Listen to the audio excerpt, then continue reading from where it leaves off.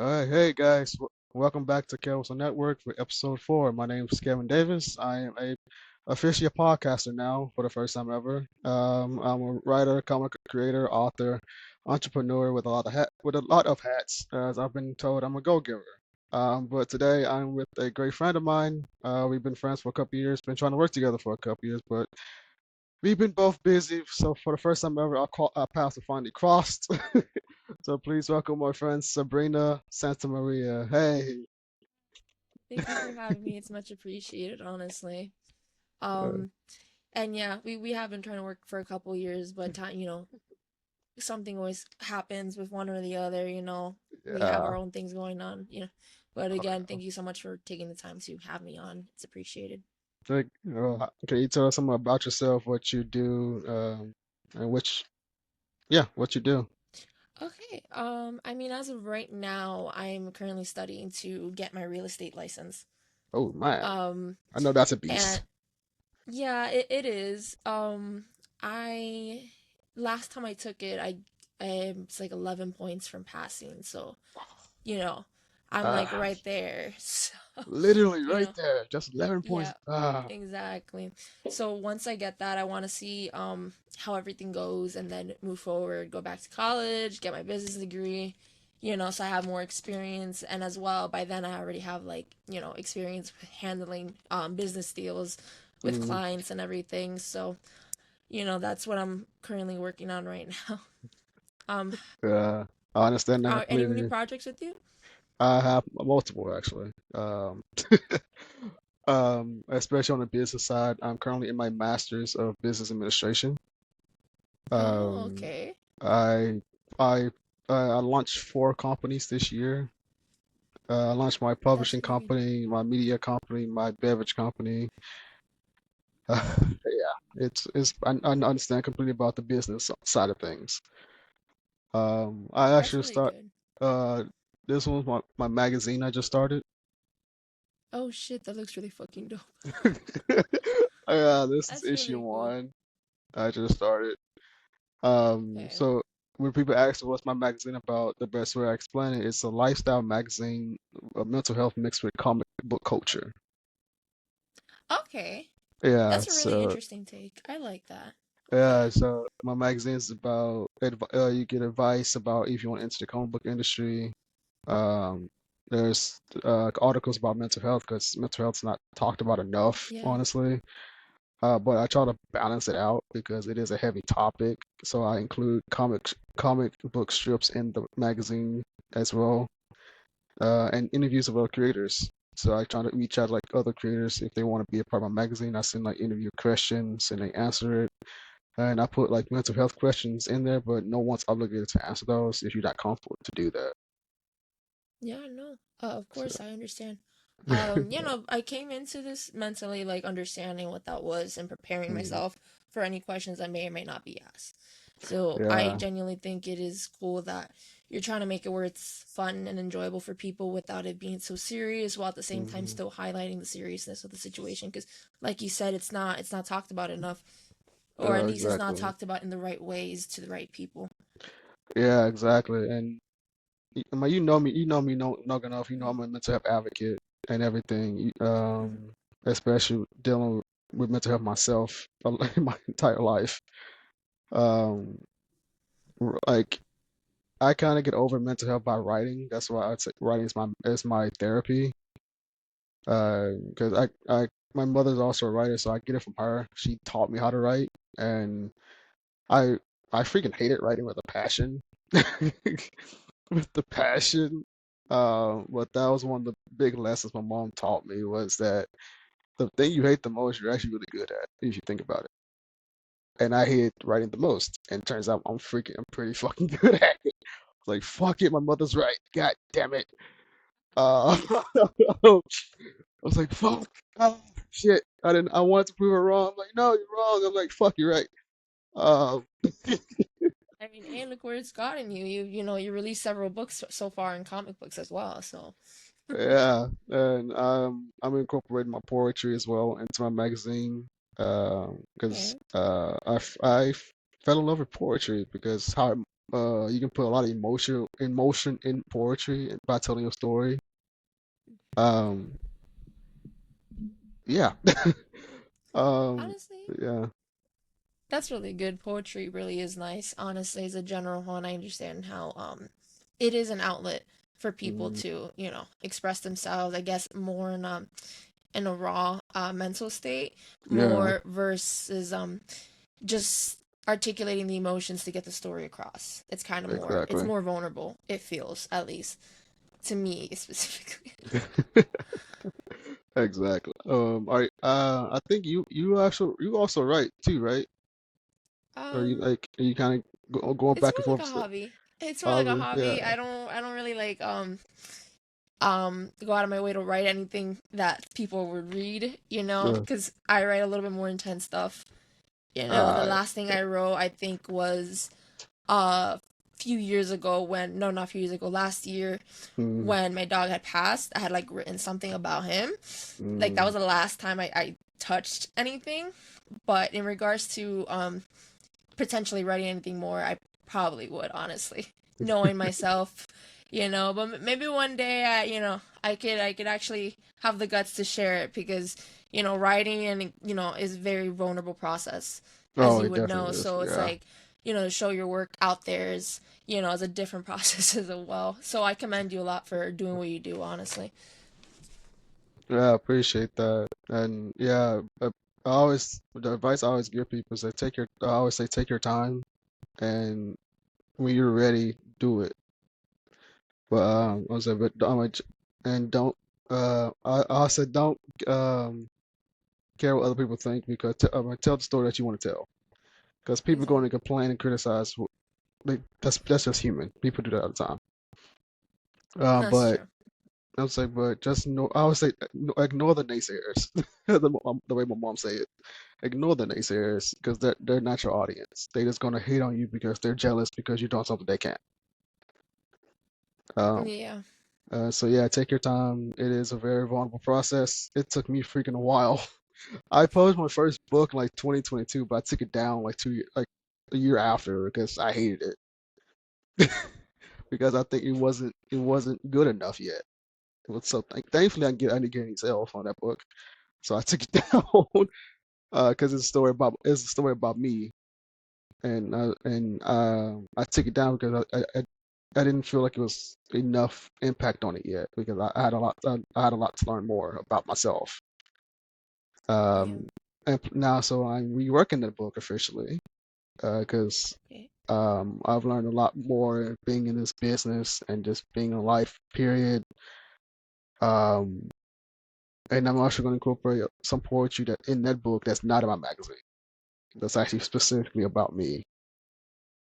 One of my poems actually produced in my magazine is called Kevirsyle. It's talking about my anxiety, how I deal with it. And dude, when I tell you that was hard to write, it was because it was me being vulnerable about my anxiety.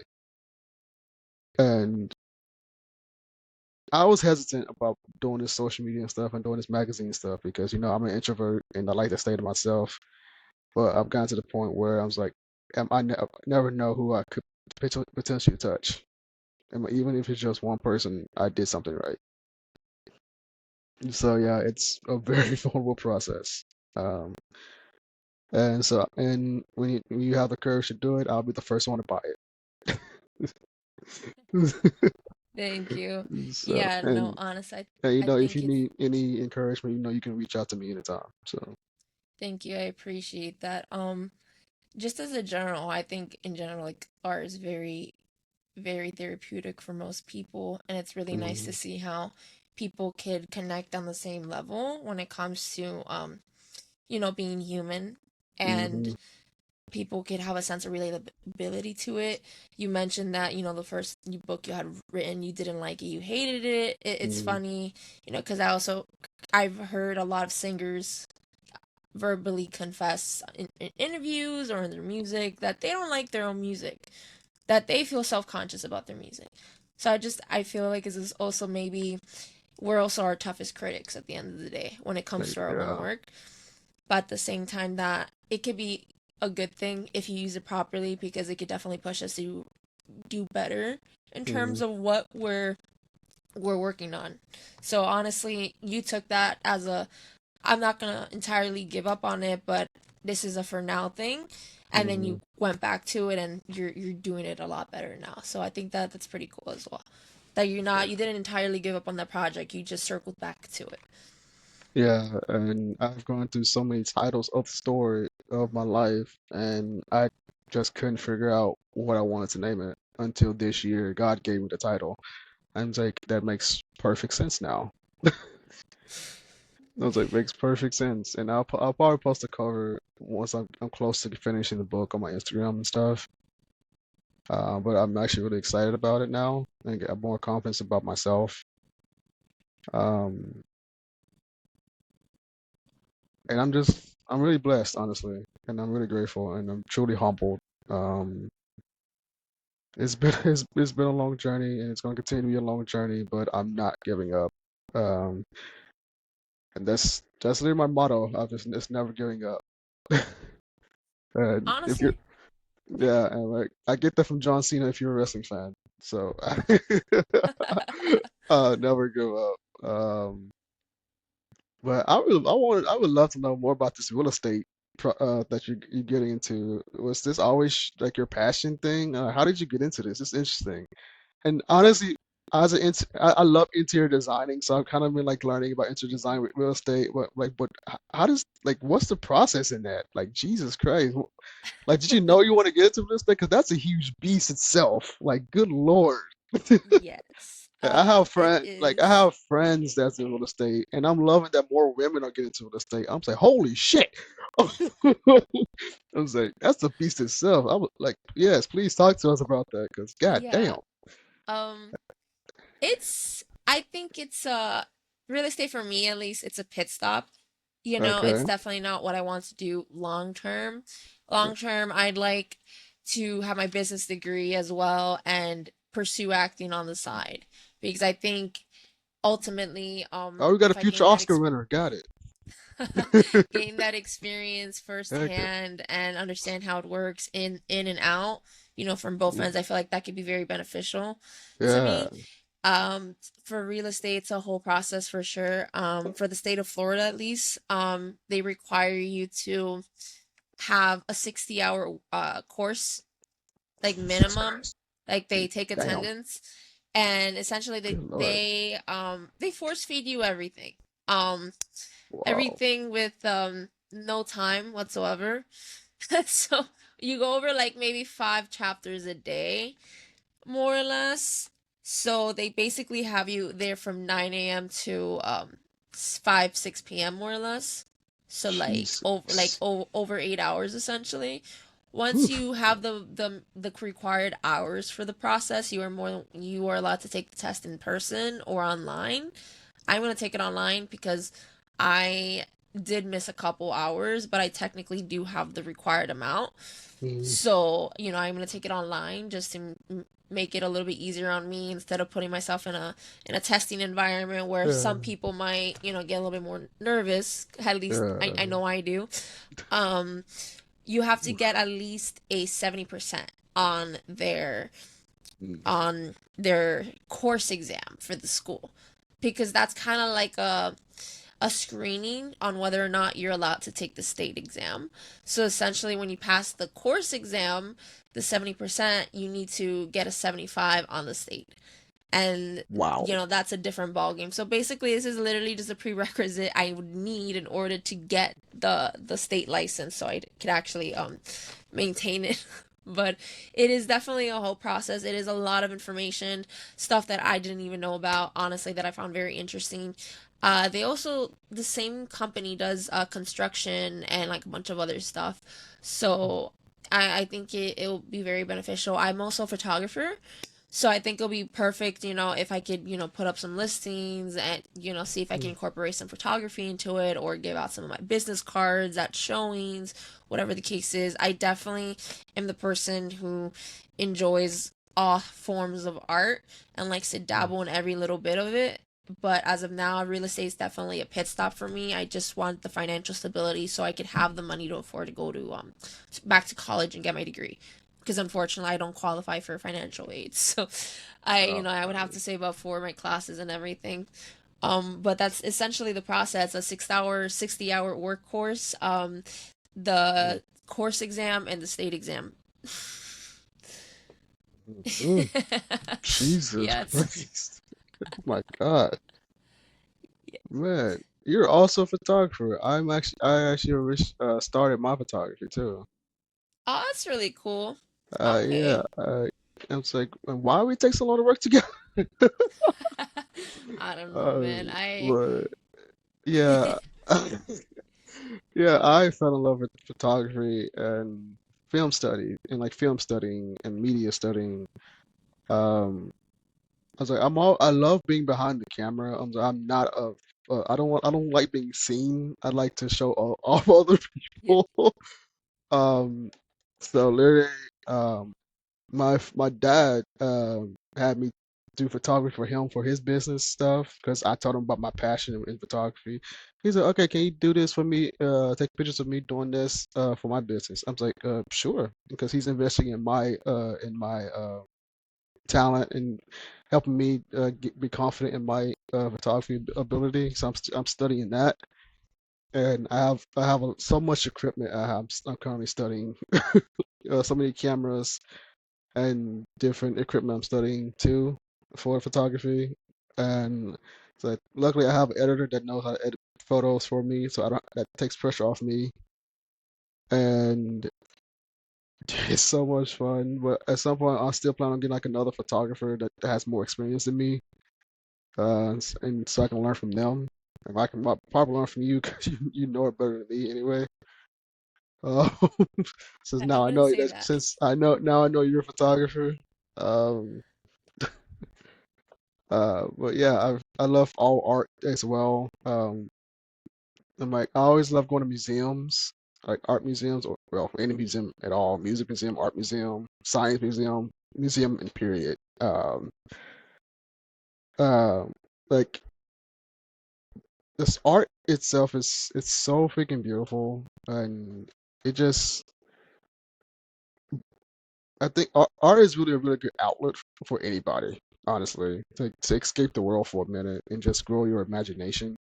And that's why I also got into comic book making. It's because one, I got tired of Hollywood with these rehashes, no creativity in their bones, and so I got to the point it's like, um, why do I need to wait on somebody to do a story that I want when I can just do it myself?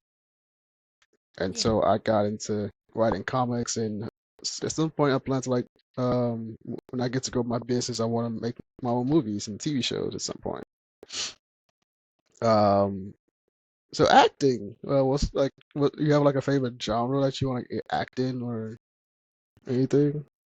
I think either honestly, drama, not drama, sorry, comedy and horror.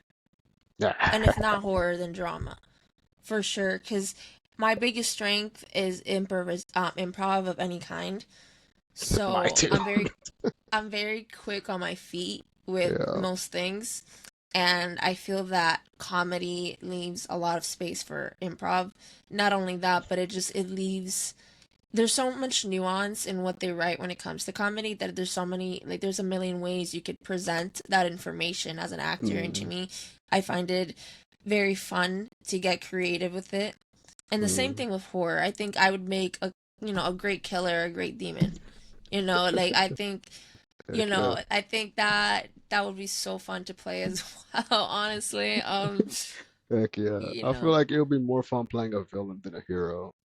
absolutely, honestly. It's There's, like it's so much easier too. yeah, It's like playing a hero and being like the lead character. It'd be so hard to do that because I'm like, dude, I'm an introvert. I would rather play a villain because I could just be, I could practically be me. yeah, And I always say, I was like, if I get into acting, I won't be a serious actor. I want to be like a creature actor, or a voice actor. Because I'm weird. I know. I love watching creature like horror fantasy with these creature movies. Like I would love to learn to play like a demon character or like a. I thought I said I want to play a leprechaun. I'm like I don't know why. I just want to play a leprechaun to scare people. I don't know why. Don't ask why. I don't know. Um, That's so random. I know. I was like, but it'll be fun as be on all floors and just scaring people because they can't see me coming. And I found out I'm a good scare actor because I scared my sister without trying. So, You got the experience. There you go. All you need. Write it down on your resume. literally, I'm like, I could simply be walking out my room and my sister come out her room. She instantly gets scared because she didn't see me or hear me coming. I'm like, chick, I just walked out my freaking room. What the hell? Or she walk into the kitchen, I walk into the kitchen, and she turns around, she's and jumps. I'm like, girl, what is wrong with you? I didn't even do anything. I'm simply walking. And she's Oh like, my boy, god. I can't even hear you walking. I was like, oh, well, whoops. And it's So funny, you're my a sister, cat. right? It's funny, my sister she actually is a scare actor because she played scare in college. Okay. That's The cool. And the difference is she's actually the loud scare actor because she does the rich laugh so freaking Mhm. distinctively, and I'm the quiet version of her. So it's like if we both get hired for a scare actor, you know how many people will pee their pants because they can hear you, but they can't hear me or see me coming. So it's like it's a tag team that we will scare everybody. Oh my I was like, gosh. they would hear her scream, and I would be, and she's like, you'd be staring people from behind them like this.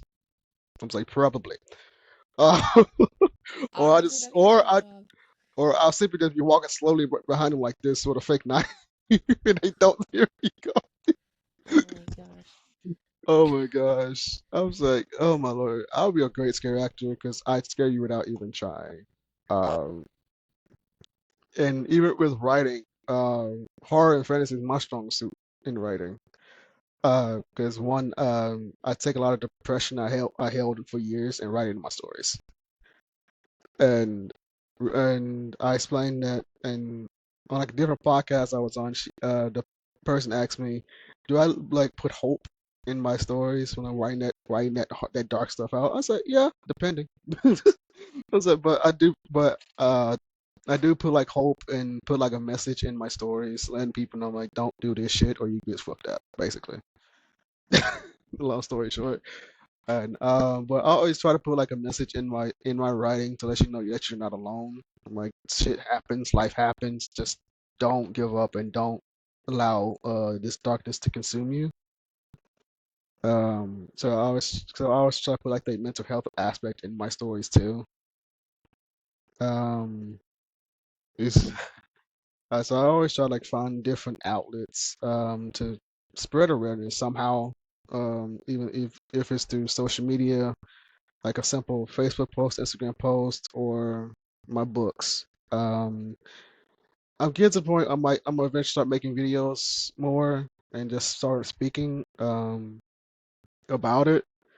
Cause like I'm kind of self-aware because my voice is naturally low.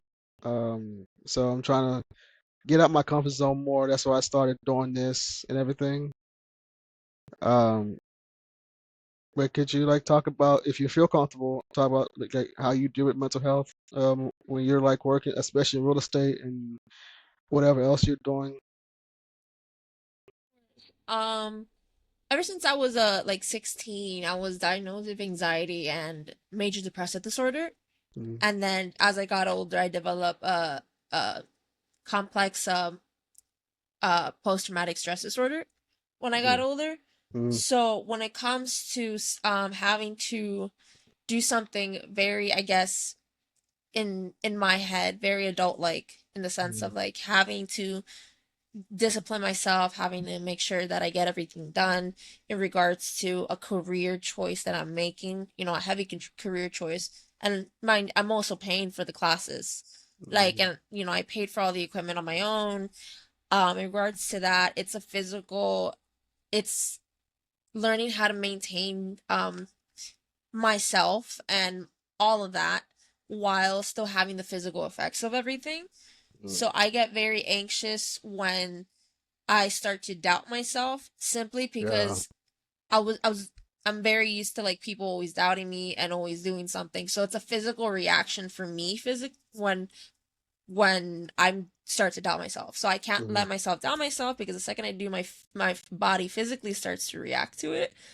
So it's one of those things where I also have to like find the way to make it fun, honestly, and take my breaks when I need to, because Right. that will also drain anyone, to be honest. And in Oh yeah. regards to my Excuse me. MDD, it for sure takes a lot of inner confidence for me to keep pushing forward and want to do this.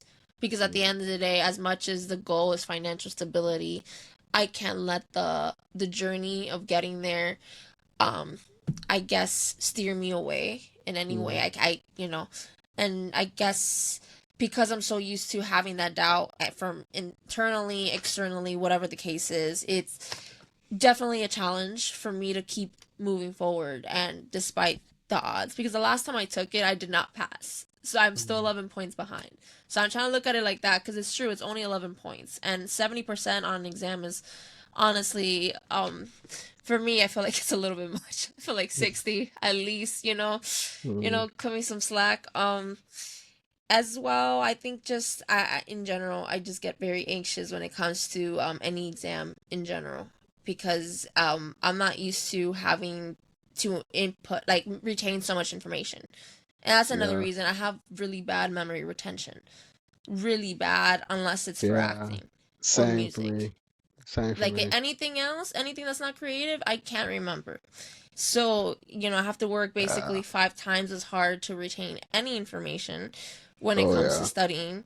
So then that makes me feel very like vulnerable and not at ease, because it's like my brain, my body isn't cooperating with me. Like my soul wants this, but my brain is not wanting to cooperate. And then I get Mm-hmm. hard on myself because my body's not performing the way I would like it to, you know?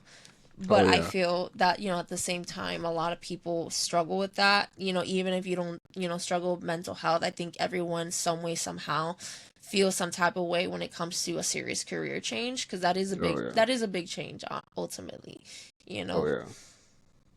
Yeah, that's same thing with me because I have bad memory retention too. Because I learned I'm a visual learner, and if I hear something, I can remember it. That's why I was always taught to like try to make it a song and repeat it in your head over and over because that gets stuck in my head so freaking fast.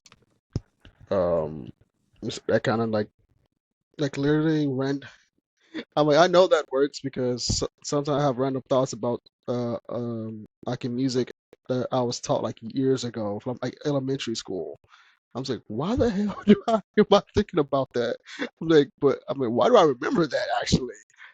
Uh, Same thing with movies. Like movies from years ago, I can remember certain scenes because I can see that visually, and that's also how I take that into my comics because I can see what I want to do.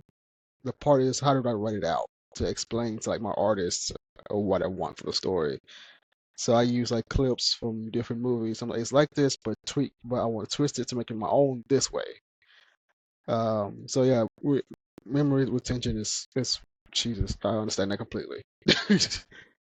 um, and yeah, and with the doubt, I understand that completely too because growing up, being bullied my entire life in school and everything, I was always called an idiot or weird or dumb and shit that I don't remember because it really made no sense back then what they was trying to say.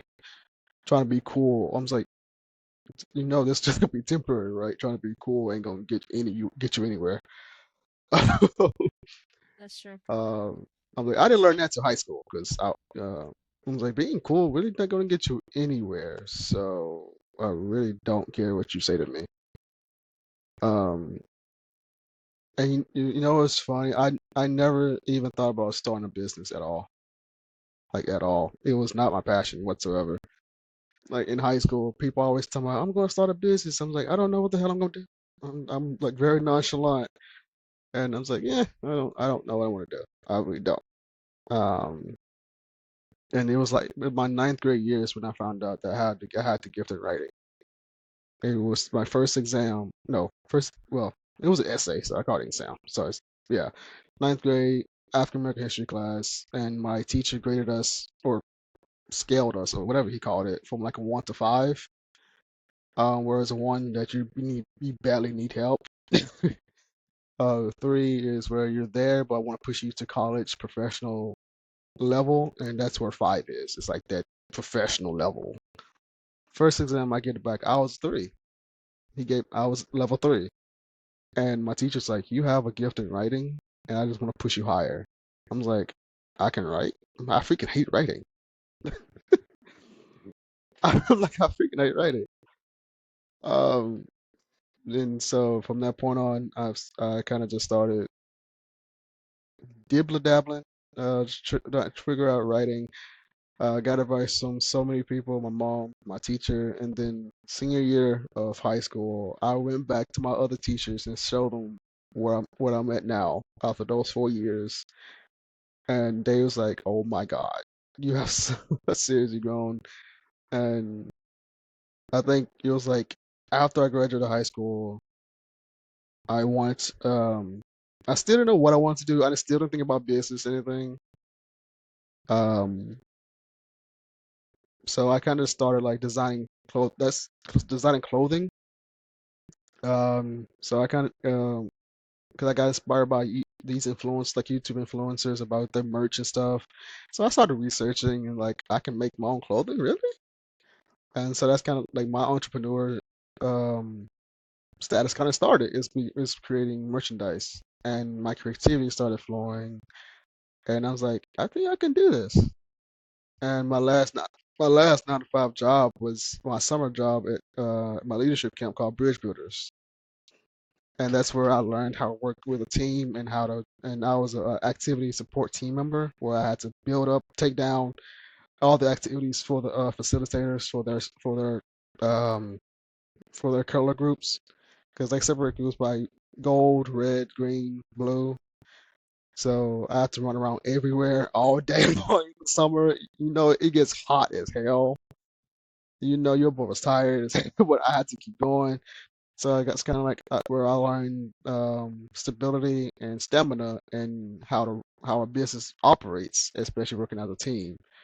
And so being a bridge builders, that's also helped me get out my comfort zone because I climbed a wall. I did those obstacle course that's in the air.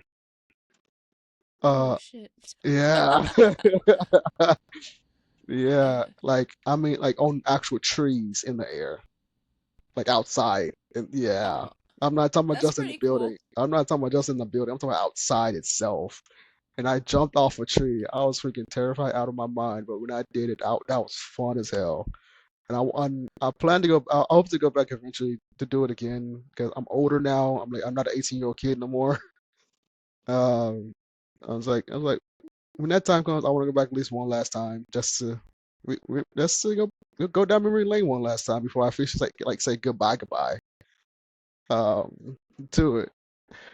So that's kind of where I learned my kind of got my confidence in, and then um fast forward 2020, wait, we met at DBS Films Discord. Yes, actually. Yeah. But now thinking about it, I mean, that's when we met was at DBS the Discord. Um, that's when I fell in love with voice acting because I did a voice acting in one of their movies, and that's kind of how I fell in love with Nice. voice. I wanted to do more voice acting, get my voice trained. Like I can do like the Scooby Doo voice a little bit, but I can't hold it strong enough yet. I was somebody asked me to do it on their podcast. I was like, not yet, because I want to get my voice fully trained so I can fully do it. If I Yeah. can do the whole podcast, I'm saying once I get my voice fully trained, I'll do different voices. So that's why I want to get to more voice acting. And I mean, I'm a Disney kid too. So I grew up on Disney. I grew up on Cartoon Network, Nickelodeon, all the old school shows. And it's just really interesting how God takes me through different aspects of life, show me what my interests are. And it's been very beautiful. And and I've been officially this year. I've been an entrepreneur for the past 7 years now. Oh, wow. Yeah, I have not had a I haven't had a nine to five job in 7 years So you've been at since. this journey for quite a while, essentially. Yeah, Okay. yeah. I haven't had a nine to five since I was 18 years old, and now I'm 26, and I'm an entrepreneur with my own business and learning every day about growing my business. Awesome, honestly. That's impressive, genuinely. I don't know how you do it. You're always doing something. I feel like you don't I I've feel been like you don't told. sleep. Do you sleep? Everyone Jen? asks me that. It- No, if when everyone's I tell you, asking if you I had this, a you know they dollar, have a point. if I had a dollar for every time I've been asked it, I would probably be a millionaire by now.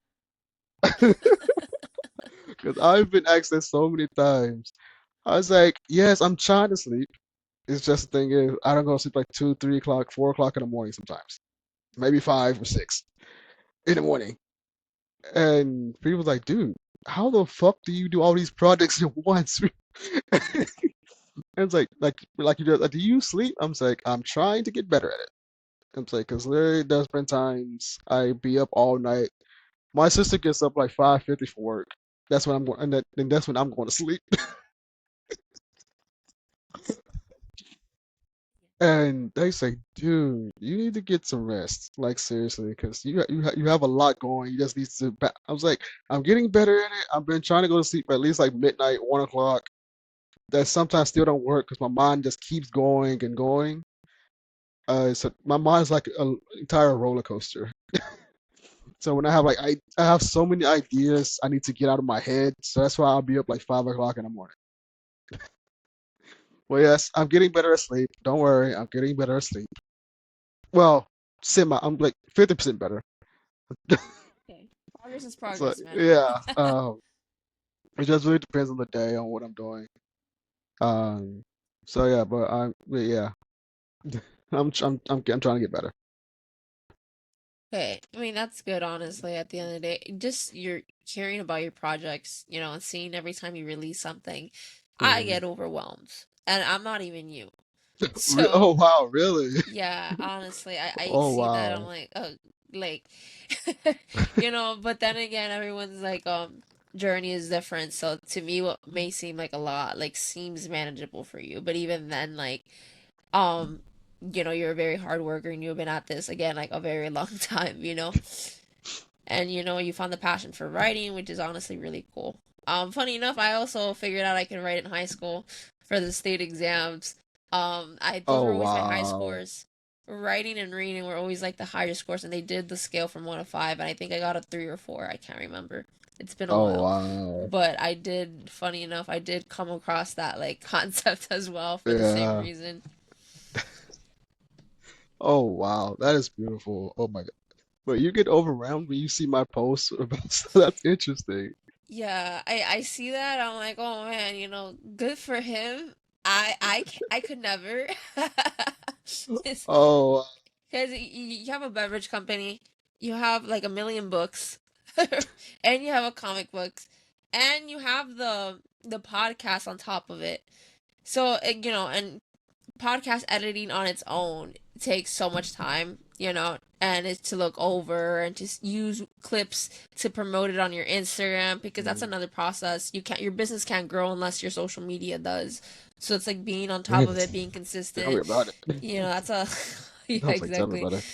So that, doing all that, I see it. I'm like, I admire it. I genuinely do. I get overwhelmed though.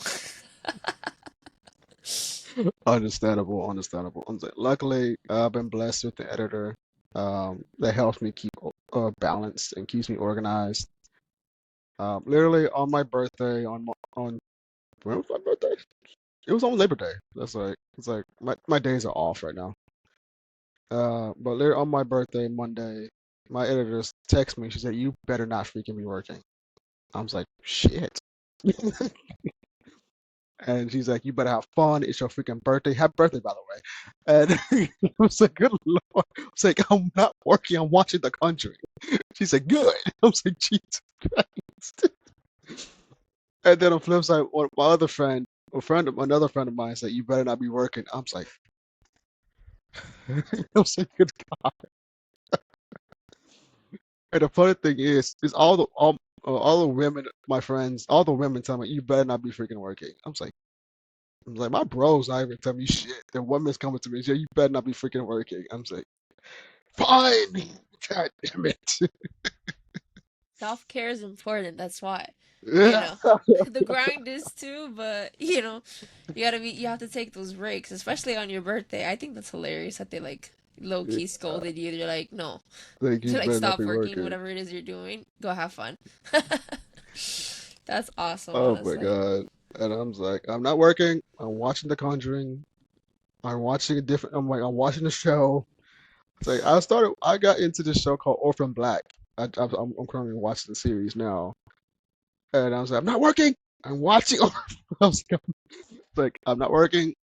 I'm like, I thought about seeing like a screenshot of them. I'm like, look, I'm not working. I'm watching a movie. But I did. But I posted on Snapchat. I'm like, I'm not working. I'm watching a movie. You But then also really, it's humbling for me to know that people care about me that much. Because I didn't grow up with any type of friends at all. So knowing people that legit demands me not to work once and just checks in on me, makes sure I'm okay. I was like, that's really really humbling to me, and it also keeps me on my toes and keeps me pushing to keep going, and I've been getting like really good feedback from people telling me how I inspired them. I'm just like, how I inspired you? I ain't done nothing yet. So I feel like I haven't done anything yet I'm like, I always want to inspire people. I feel like I haven't done nothing just yet to inspire people. And then like you remember Evan from DBS? He texts me a whole paragraph telling me how I inspired him. I'm just like, wow. And then other feedback, and it's like, I guess I am doing something right then, since I'm getting all these messages that I just feel like I haven't done much of anything yet. So that really keeps me humbled. Um, and that's one thing I always tell. I'm like, no matter how big my company gets or how my brand, I'm like, I'm still gonna be me. I'm not gonna be a cocky bastard. And it's like humility is it's always been in my bones. I've been raised with humility, and that's always gonna be how I am.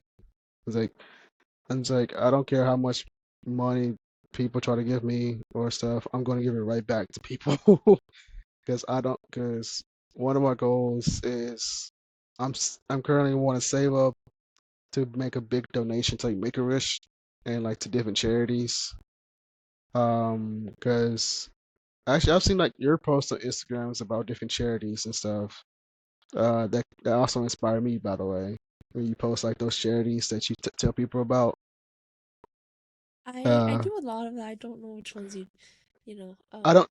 I know about the women's charity. I forget names. So like the children's charities that you post.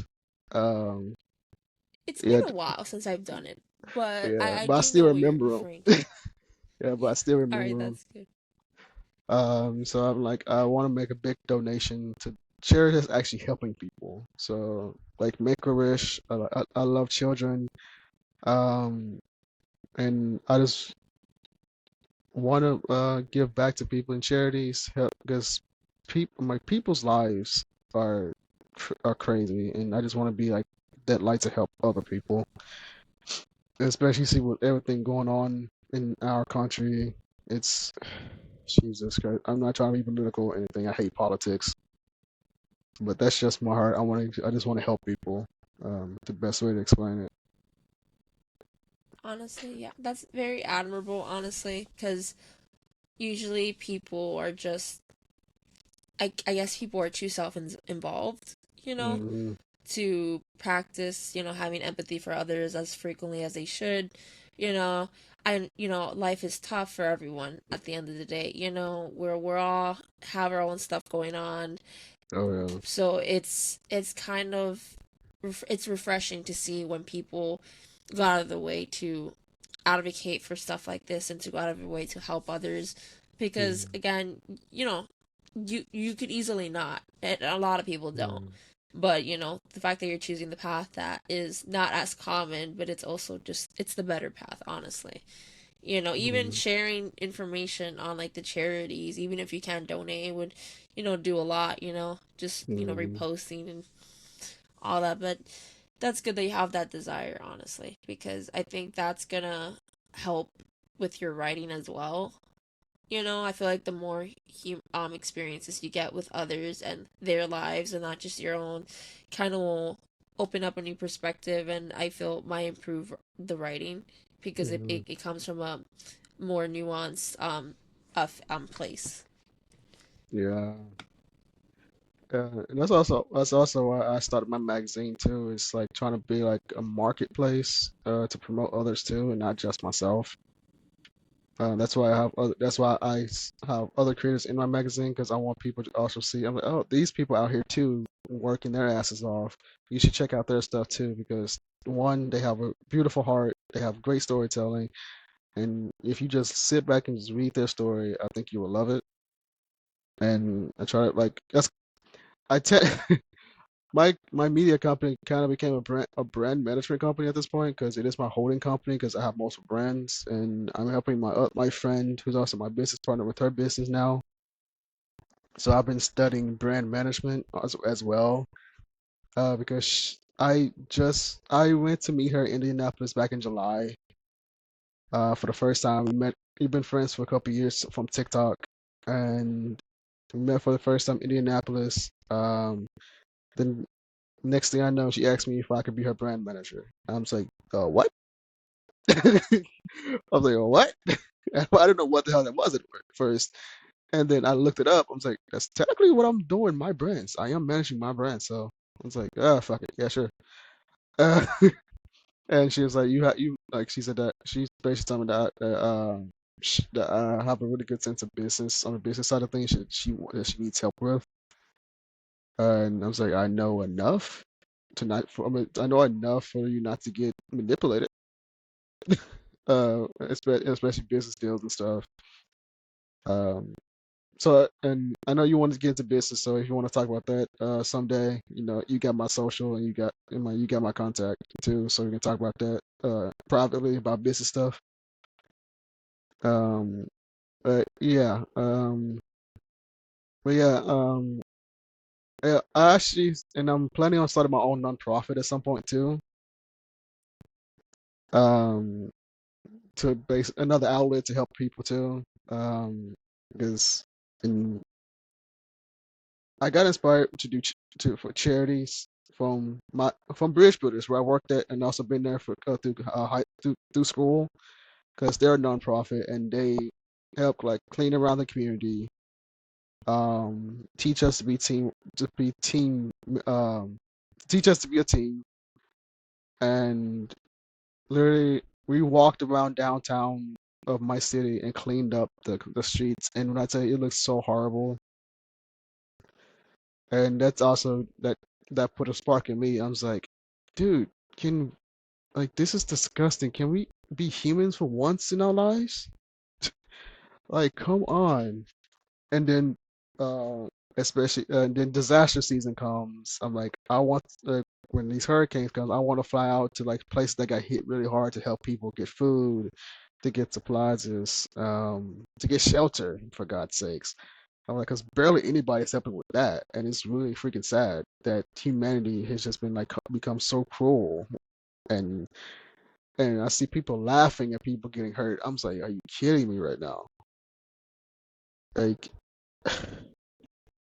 it didn't, and that's why I try to stay off TikTok because for some reason my FYP be filled with so many bull crap, of especially politics stuff. I'm like,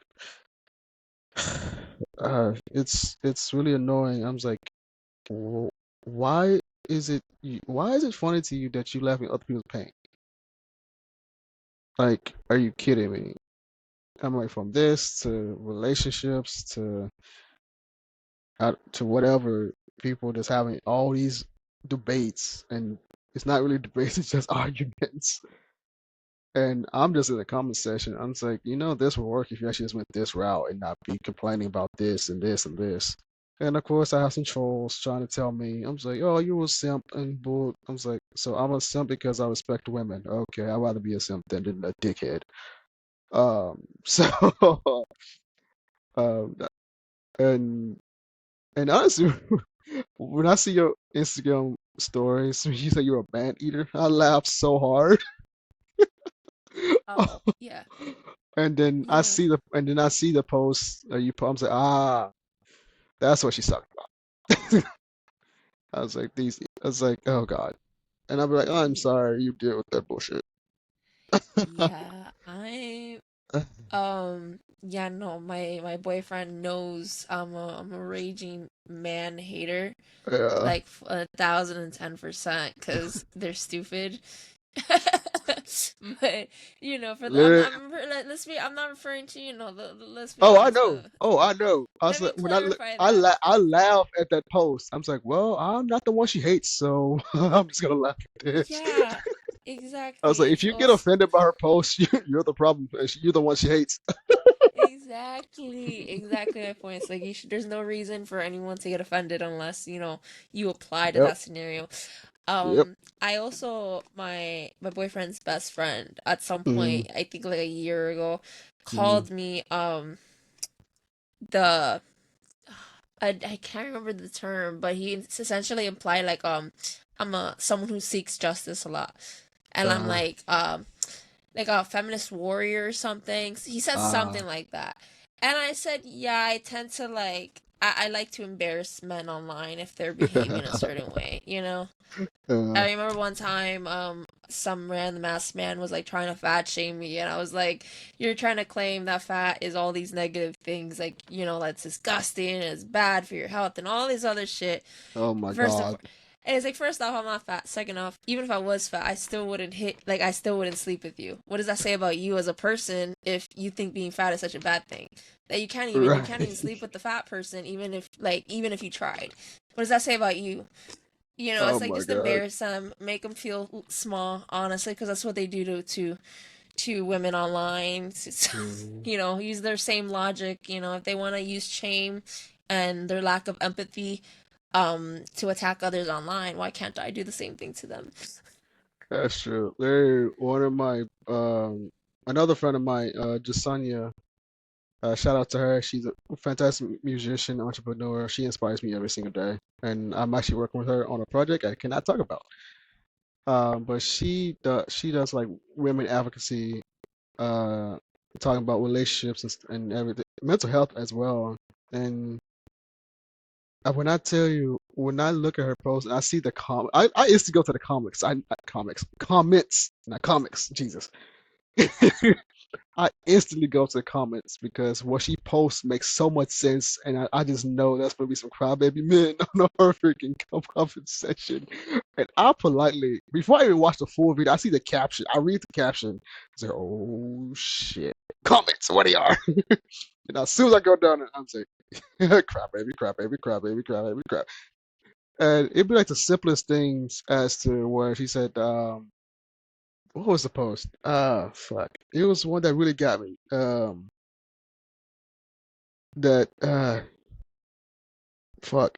That she said she called out. She said the man that men, men always say that women need to choose better or like something like that.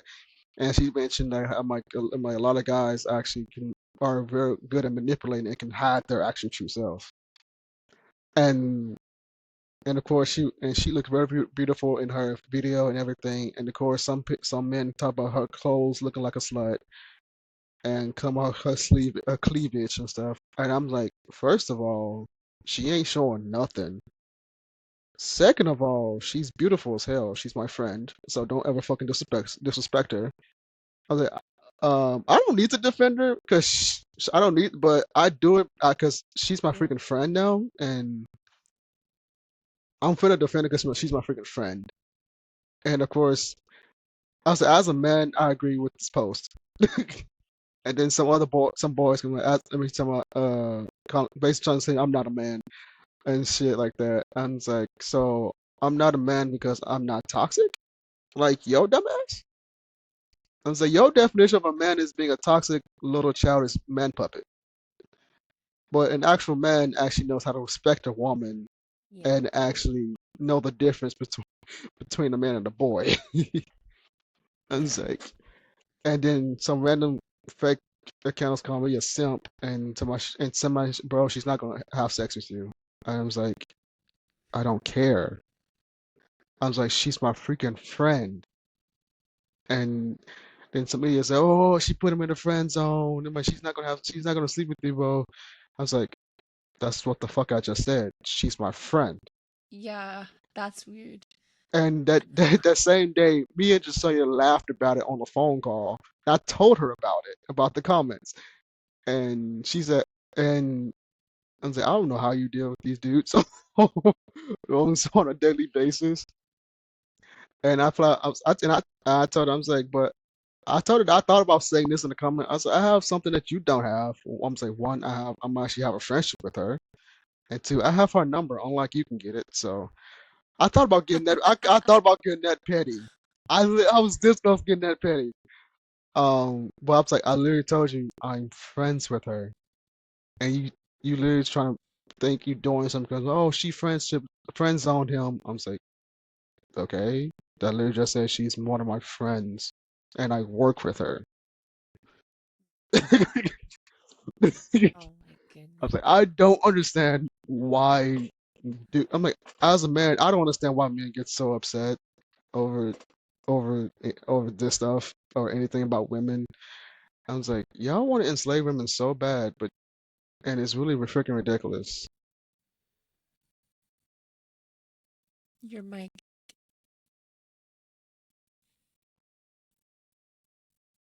Can you hear me? Yeah. Okay. Sorry, my internet was iffy for a second. No, you're good. And I was like, I was like, you seriously mad because you gonna call me a simp because I respect women? That's freaking hilarious. I was like, call me a simp. I've gotten called worse. And I was like, so I really don't care.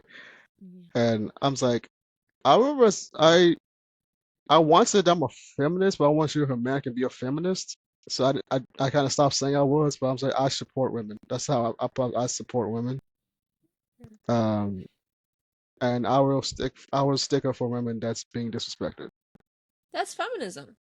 Uh, I'm like I And wasn't. I'm like I'm not really familiar all the way yeah. about it. So I'm like I don't know what it is, but I will Yeah. defend women if especially if they can trying to get berated by these idiot boys out here, and that's why I text you one time laughing at your post. I was like, damn.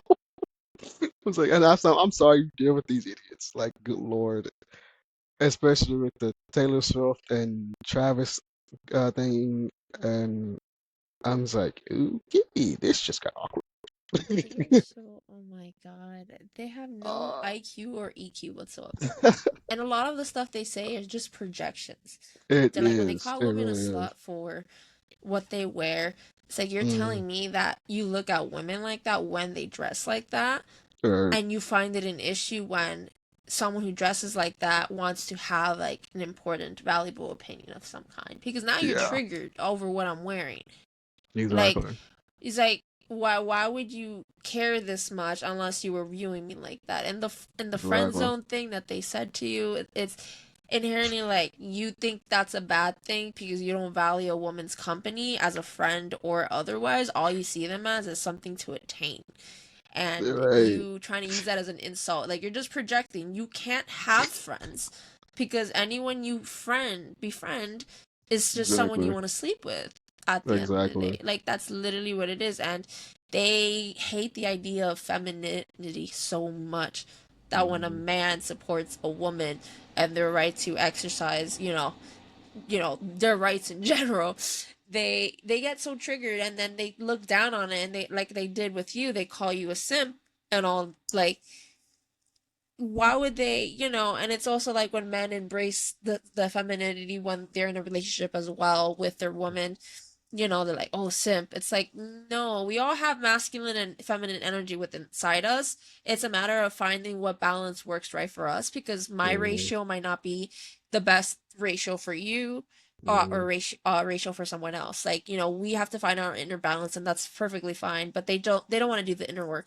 They reject anything feminine, which is why they're okay with masculine gay men. But if it's a mm, feminine gay man, like all of a sudden they're calling them a slur, and they just that's how it is. All of its projections, the term mm. daddy issues, the term of a single mom. It's like you're just talking about all the ways men have failed women, societally like speaking. Like that's Right, all you're telling me right now is that you have no right, understanding of how life actually works.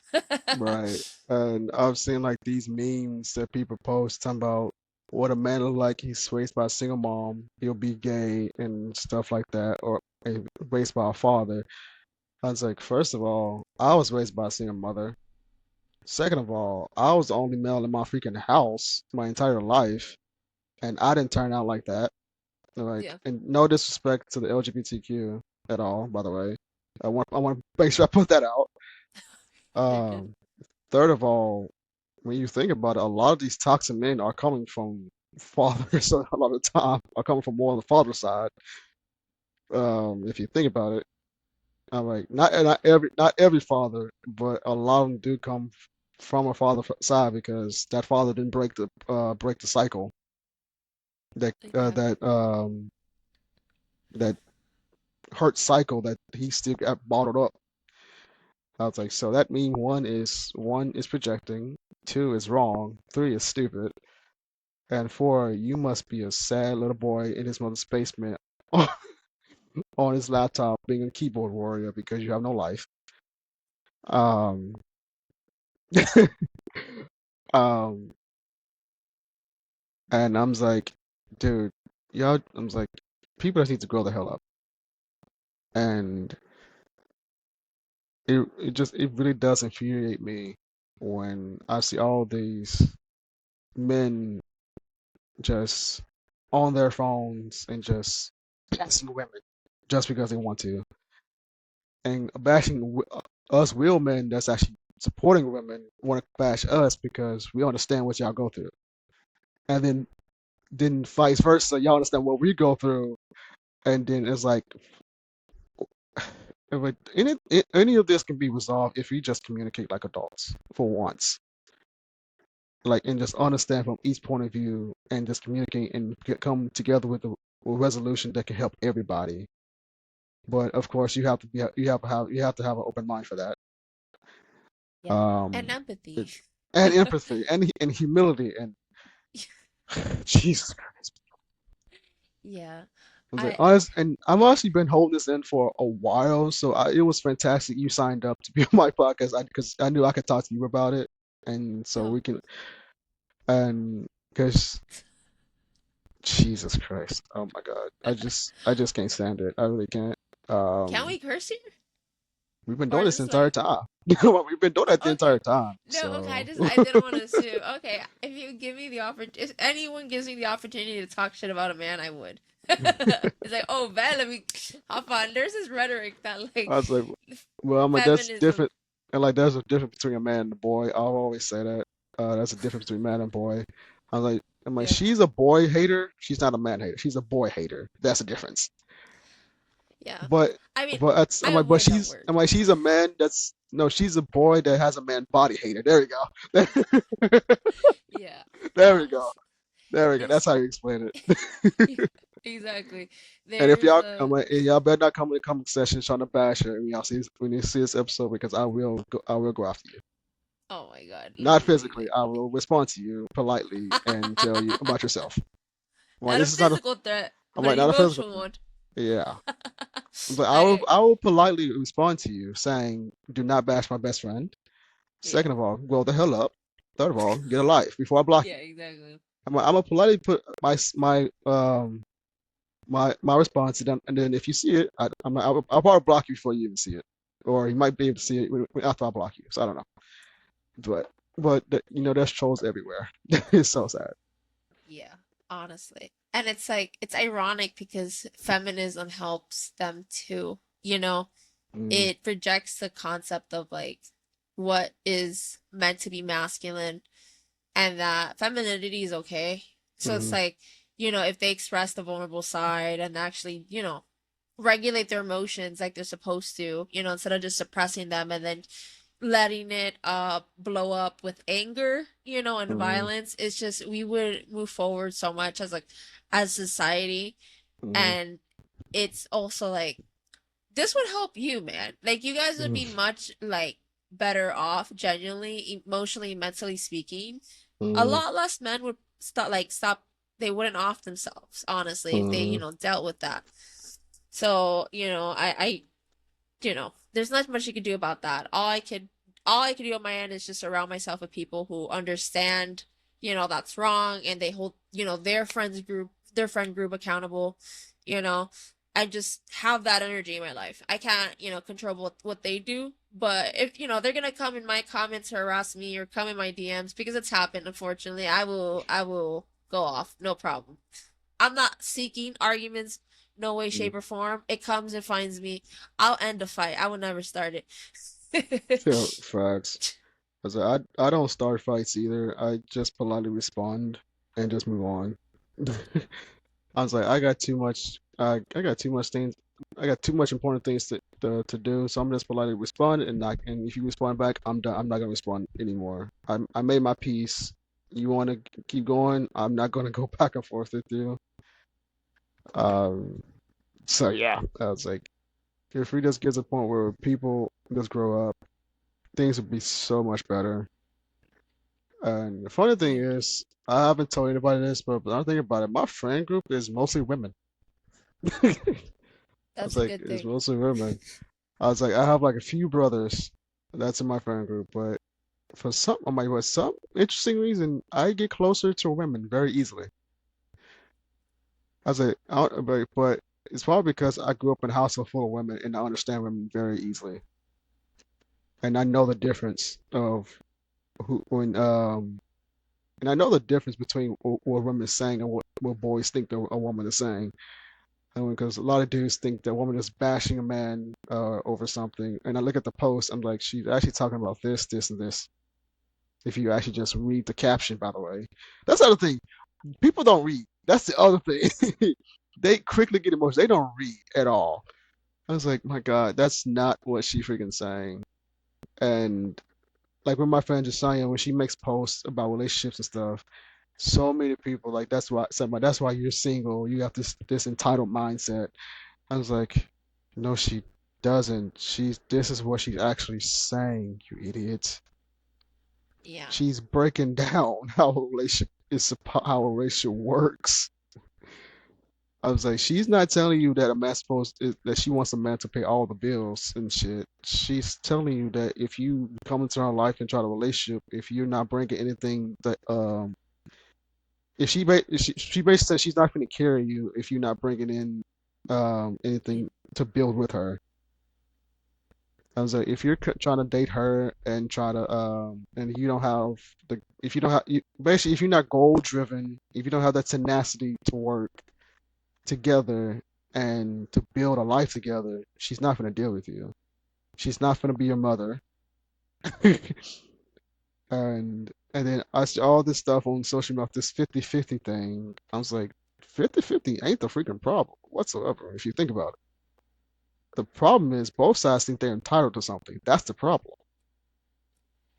yeah, And it's like, because relationships is not 50-50 anyway. It varies. I'm like, it's 100, 80, 20, 70, 40, 60, 40. It varies. yep, Because the way I was raised from my mom, a relationship is a partnership. And it takes both sides to build to the lifestyle that you want for yourselves. I was like, if your man want to pay all the bills, cool, that's good. I'm like, that's freaking cool. That's no problem with that. If but what if he falls off for a split second? Are you gonna be there for him? Is the question. So that's always the question. I'm like, if he falls off like a split second, will you be there for him until he gets back up? Especially if he ain't the one that's lazy, but he gonna find a way to get back up. Are you gonna be there for him? And vice versa. Are you gonna be there for her if she falls off for a bit? And I'm like, dude, this 50-50 ain't the freaking problem, y'all. Y'all Yeah. just, you both have to think y'all entitled. I'm like, a man think he's entitled to a woman's body if he paying all the bills. I'm like, that's the other thing. I was like, Yeah. you're not entitled to her body just because you pay all the bills, dude. And then I see women talking about a man's supposed to be a provider and yada yada yada. I'm just like, providing isn't just financial. Can that man provide you with a spiritual comfort, a mental comfort, a physical comfort? Can he pray over you? Can he pray for you? Can he pray with you? I said, providing goes way beyond financials, guys. Like, Yeah. it's way more. And I'm just like, dude, this is why relationships don't work nowadays. That's why it's just, Yeah. Jesus. I'm just like, and people just don't think about that. They just think it's quickly to financial. And I see so many men bashing women, talking about, y'all want a dad. Y'all just want me for my money. Y'all want a dad, not a husband. I was like, and they quickly call a woman a gold digger. And I was like, one, not all women do that. A lot of them. I was like, one, don't call a woman a gold digger just because she said you were supposed to be a provider. I was like, you clearly don't know what hell being provider is. I was like, I guarantee you, a lot of these women are saying a man is supposed to be a provider because she wants a man that she can go to that she can just lay her head on his chest, that she know that's her safe zone. A woman wants a provider that she know that she can just talk to about anything without having to scream or just she can be in her feminine energy with you. And you could just sit there and just listen. And I always say, if you don't ask for advice, you just want. I mean, if you don't ask for any advice, don't say anything. Just sit there and listen. That's a lot of time what a woman just or a woman just needs just someone to listen to her. I was like, don't answer. And I'm like, dude, if she does not, I always my mom always stressed if your woman does not ask you after she asks you a question after she's venting, just sit there and just listen. I promise you, she just needs someone to talk to. She doesn't want any advice. She just want to get stuff out of her mind and off her chest. And she's like, don't respond unless she asks you something. And I was like, okay. I was like, you know how things are so. I mean, relationships are so simple. People just make it so complicated. Yeah. Like, what's your It perspective on that? Like, I mean, you're in a um relationship. I'm not. So you have. I was like, I okay. was like, so what's your perspective on that? Like, Uh correct me if I'm wrong on anything I said, but especially what I said about women with men for their safe space and stuff about providing and stuff. So, yeah. You did bring up honestly a lot of good points and you're pretty right on most of it to be honest. For the most part, yeah, women are emotionally driven and that's not necessarily a mm, bad thing. mm, Um and most of the time we do just want an ear. mm, Um I, as a general thing, because sometimes my needs fluctuate, whether, I need advice or I actually need someone to talk, actually, just listen. mm, Um, so I know other people could be different. So I just, in general, I ask, hey, do you just want an ear to like, to listen, or would you like advice? I mm, usually ask that just to like get the base covered because sometimes mm, everyone's needs look different. But for the most part, as a general, like women for sure, they just want to be heard mm, because, we've spent years, um, being dismissed by men, whether it be in the workplace or in a public setting in a grocery store or, mm, from past relationships, we're very much used to men minimalizing and diminishing, dismissing anything you may have to say. So when you are in a relationship, that's absolutely what we feel we need because we hadn't received that prior. And in mm, regards to relationships nowadays in society, I do agree, yeah, in some way, both sides are entitled. I do think that some women are overcorrecting the mm, situation of like how men have been treating us. mm, At the same time, most of them have it right. Like if they want to have a provider, yeah, like financially, I think that's good. Because when a mm, woman says they want a provider for a partner, what that means is, hey, I can buy all the stuff for myself, mm, so I'm not going to date you unless you can provide the same thing. Because mm. why are you going to date a person who can't buy you the same things you could already afford for yourself? Right. Like if they don't really have much to offer to bring to the table, Mm, why are you gonna put yourself in that situation? It's different right. if they have a career and they, can't afford to like take care of you every now and then. But for the most part, like that shouldn't be the main focus. The main focus should be that they have a provider mindset in all aspects, like you said, emotional and, Mm, and financial. mm, Um, and because unfortunately there's a lot of broke men who feel entitled to hanging out with women, which is, mm, women are expensive, that's a fact. Like if we were expensive, whether it be for, whether it be because we're going to therapy, or we're indulging in self-care, or, we cook at home, you know, groceries but are even expensive. even with that, that you showing that women are expensive and not just in the financial aspect. I'm like, that's what people don't get. I was like, when Exactly. women say they're expensive, they're not just talking about financial. They're talking about a lot of things that we Yes. don't. Yeah. So I didn't mean to cut you off. I just want to No, highlight you're that how you good. how No you how worries. you It's your easily broke podcast. that down. How you easily broke that down of when you explain women are expensive because one, you deal with a lot of emotional aspect every single day, and women are receivers, so y'all legit receive the energy so much more than we do. And y'all Jesus, I don't know how y'all deal with this shit. I mean, to be honest, that's why I'm a big advocate for like women and just in general because watching my mom go through the shit she went through, I have mad respect for women every single day. I was like, how the fuck do y'all deal with our bullshit? Is my question. I Oh was my like, God. dude. I was like, yes, as a man, I am confident enough to admit, yes, as a man, we have a lot of bullshit. We do a lot of bullshit. Yes, I do bullshit sometimes. I'm not afraid to admit that. Like, I'm not afraid to admit that at all. I was like, I Mm-hmm. put my mom through crap. That was my fault, but I blamed her, and I asked for her forgiveness for years until she told me, "Boy, you're not that man no more. Stop asking for. I forgave you a long time ago."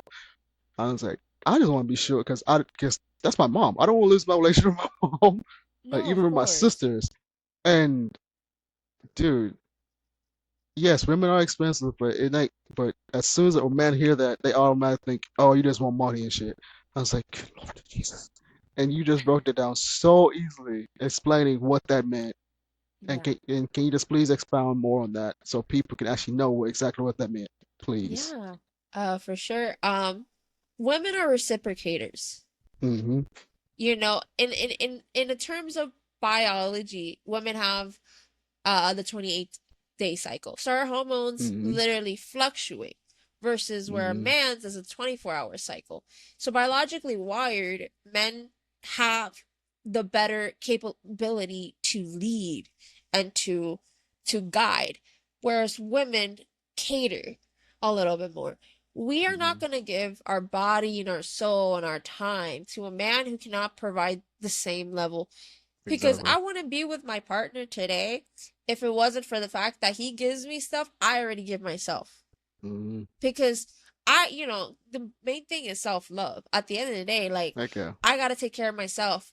Okay. I buy my products. I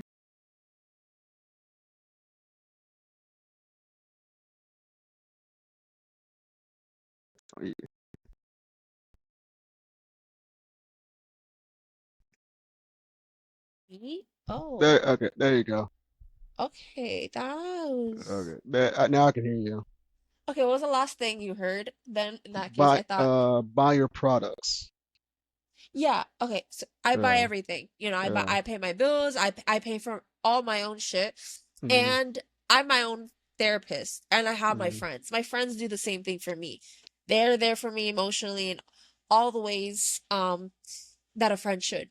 And if you don't Mm-hmm. have that foundation of like friendship with a partner, or the mindset of providing for them in all aspects, including financially, then a woman's not going to Right. want to reciprocate. They're not going to want to do the same for you.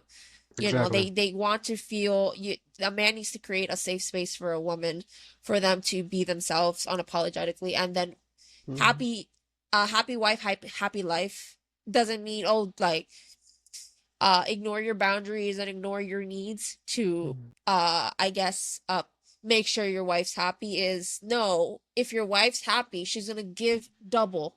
Like, if Mm-hmm. whatever you give, she's gonna amplify it, Mm-hmm. you know And I think that's what people are failing to understand when it comes to dating. They just see, oh, like she just wants money. It's like, no, they just don't want to be with someone who can't get them the same stuff they could. Like they could take Mm, care of themselves, no problem. exactly. And men have this idea of it being transactional, that like you Mm, said, they think that woman owes them sex simply because they paid for a meal.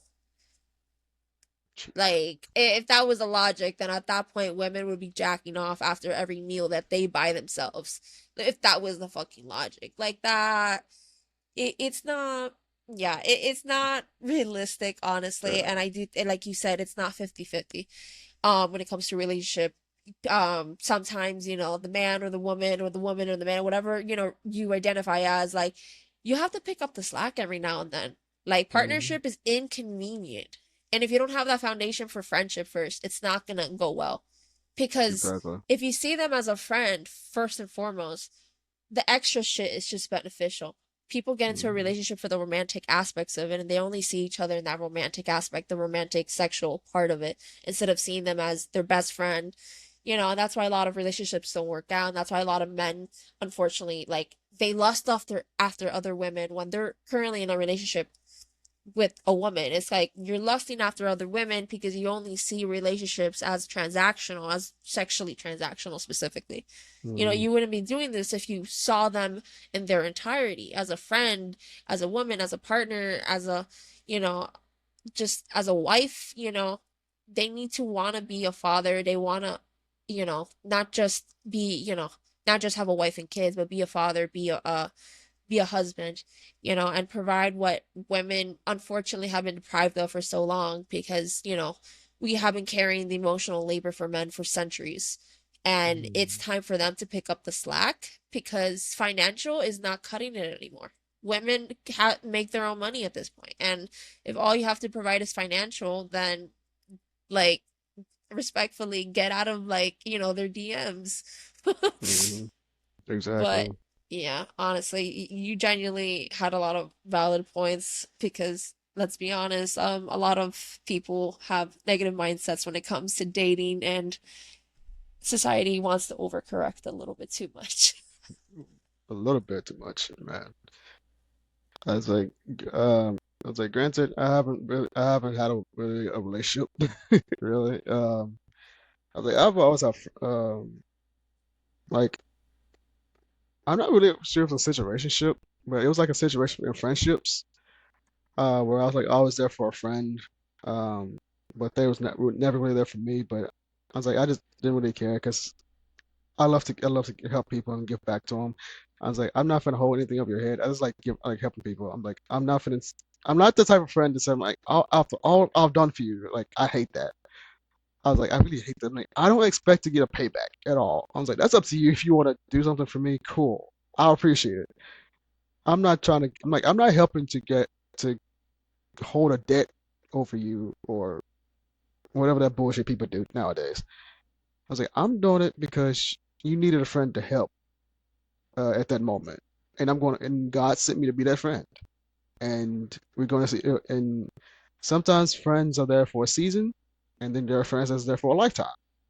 I've been learning that lately. um, and so even though I haven't been a relationship myself, but I understand the aspect of a relationship because I see it every day. Yeah. And I'm very observant. I observe pretty much everything on social media. Unfortunately, that's a headache.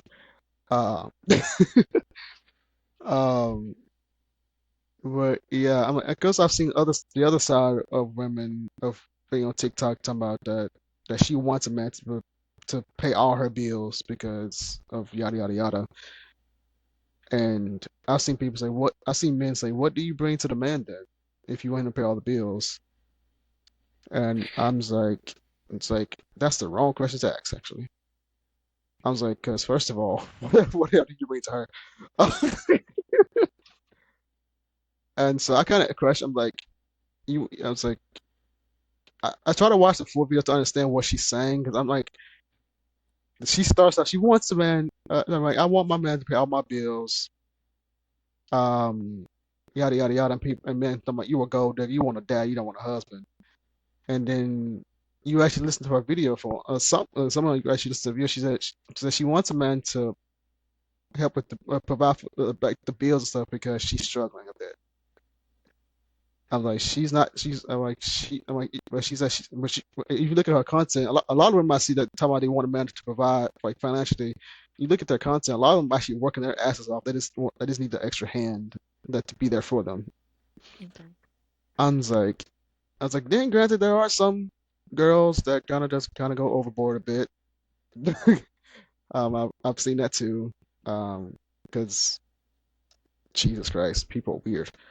I was like, that granted, there are some girls that kind of just say they want a man and to pay all the bills, she can do this and that and don't do nothing or something. Yeah. I'm like, there's lazy people on both sides. I was like, a man wants a woman. I was like, there's men that wants a woman to stay home so he can control her, and then there's men that wants the woman to stay home so she can be at peace and take care of the kids. And then there's a man that wants a woman to have her own hustle so they can hustle together. I was like, okay. I was like, Yeah. oh, like for me personally, I was like, if when that time comes, if that time comes, if I God brings me sends me to my wife someday, I was like, if she wants to make her money, I'm gonna support her. If she has a massive career, I'm gonna freaking support her. And I'm pretty sure she's gonna do the same thing for me. I was like, if she want to stay at home, I'm gonna fucking support her. I was like, I was like, dude, everyone has a choice if they want what they want in their life. I was like, I've seen people say they want to be a stay-at-home mom because they want to take care of the kids. They want to take care of the house while their husband is working his ass off to provide for everybody. I was like, okay, that's completely fine. That's how y'all work. Cool. And then vice versa. And I'm like, men like me, we want to work anyway because we like to be hands on. And like it's like that's no problem. I'm like I love working. I love like creating and just being hands on and everything. That's why I'm in different aspects of business and stuff. So I'm always like, do what works for your relationship, but don't be toxic. Don't be entitled. Be able to listen to each other and come to an understanding of what both sides want in a relationship that works for both of you.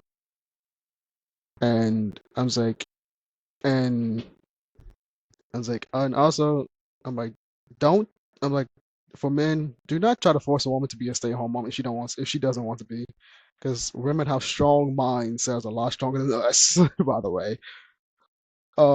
It's just she needs an outlet, that she needs something else to do, and not just be at home.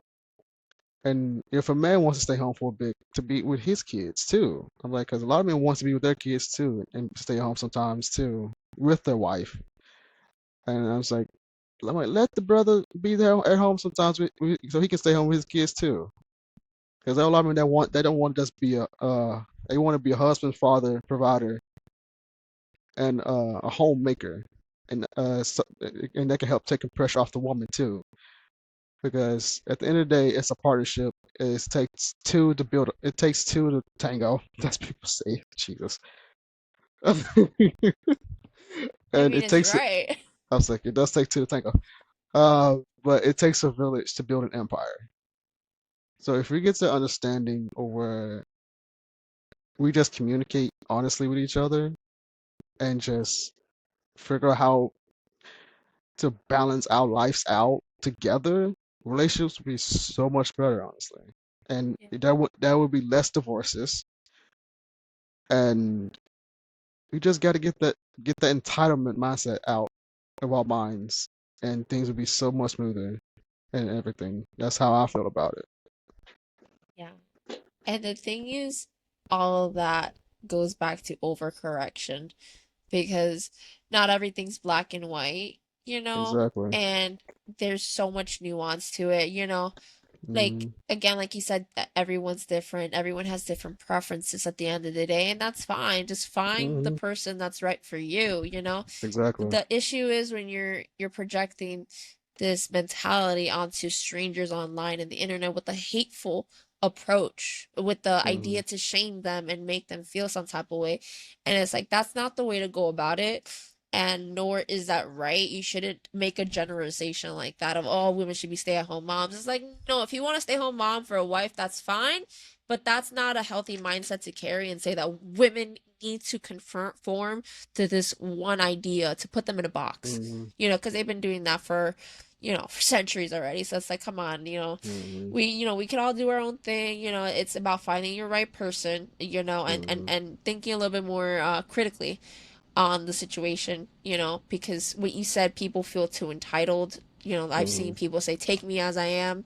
But, unconditional love is unconditional, but it doesn't Mm-hmm. mean that they'll tolerate your disrespect. Like, you have to work on you as well. Like, yeah, they should take you as you are, but what you are should be a person who's striving to do better emotionally, financially. Like, you should be aspiring to reach a higher level of consciousness as a person so we could benefit, help, contribute to society. So, Mm-hmm. people don't want to do that, and they're overcorrecting, and people are, Oh yeah. they're bashing heads online, and it's like there's no reason to do that. We could all just, find our own people and then, move forward and do what's best for us, because we're all different people, we all have different Exactly. lifestyles, and it's honestly really good that your mom taught you, genuinely to have like a high respect for her and like for women in general, because unfortunately, like I've seen a lot of men from single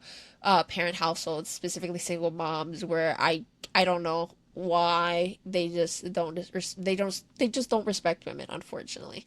A lot of them don't, and it's like, yeah, you'd think they should, because it's like your mom raised you, like as a single mom, like that's a very big deal. But it's honestly really nice to see that. And I always respected you because I've seen how you are online with Mm-hmm. people. You're kind to everyone. You kind of, keep to yourself, do your own thing, and you spread positivity. Mm-hmm. I've seen it firsthand. That's why I was like, I always had a high respect for you. But now that you're telling me, oh, you come, your mom is, single mom, like that's, even more admiration, because Mm-hmm. it means that you fully understand and grasp just how hard women have to like work, essentially, emotionally and Mm-hmm. financially speaking, because Oh we yeah. have to pick up the slack that men left for us, Mm-hmm. systemically. So, Yeah. Yeah, but that, and then like on flip side, when I've seen posts on like Facebook and stuff, when it's like people like around the post I've seen is like saying men are being sassy now, and I was like, I'm like, what do you mean by that? And then some man wants princess treatment and shit like that. I was like, I had to think about it. I was like, well, kind of sort of some men kind of do be sassy, but then she tried to put the men that sets boundaries into that category. I'm like, wait a minute, men that have boundaries are not being sassy. We're not being sassy. I'm a type of that has boundaries. We have self-respect that you don't see from men lately. Men like me have self-respect. We set boundaries because we know what we want and we know how we want. We know how we present ourselves to people.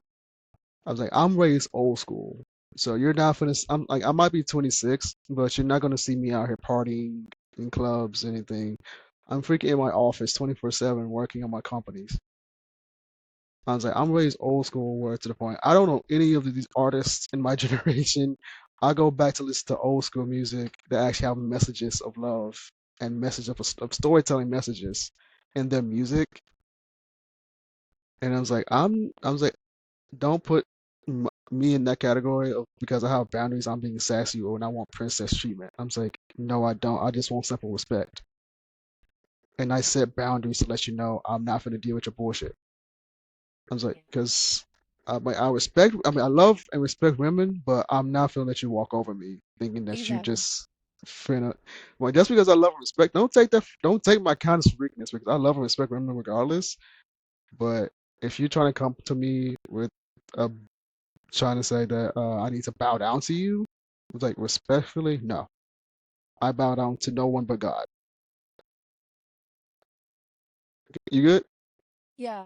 Okay. No, sorry.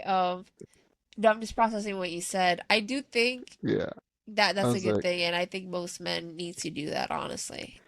Just yeah, in but general. I said, but there is a difference between setting boundaries and being disrespectful. That's the difference. I was like, the man that's being sassy, Jesus Christ, it's being English. The man that's being sassy and wants princess treatment, they're just flat out being disrespectful to you. Uh, just trying to, Jesus Christ, it's funny as hell. I'm sorry. I'm just thinking about comments I've seen on posts lately. I was like, now that's sassy and princess treatment. Uh, but they call it, and some guys call it reverse psychology, trying to say that they're just trying to put the women's logic to back to a woman. And I'm like, sure you are, sure, dude. Um, I'm like, if you want to do that, dude, that's you being sassy, and you want princess treatment. So if Mm. I'm like, dude, the thing you want, I'm like, you can just simply set boundaries and let a woman know that you ain't playing, but being respectful.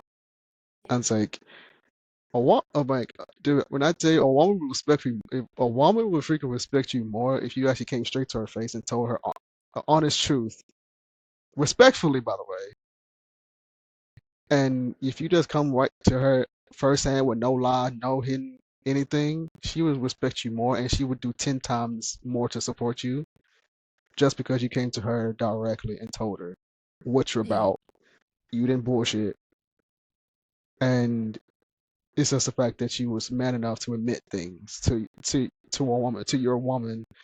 And when I say your life finna turn around, if you do that, if you do, you're only gonna be there for your thick and thin, dude.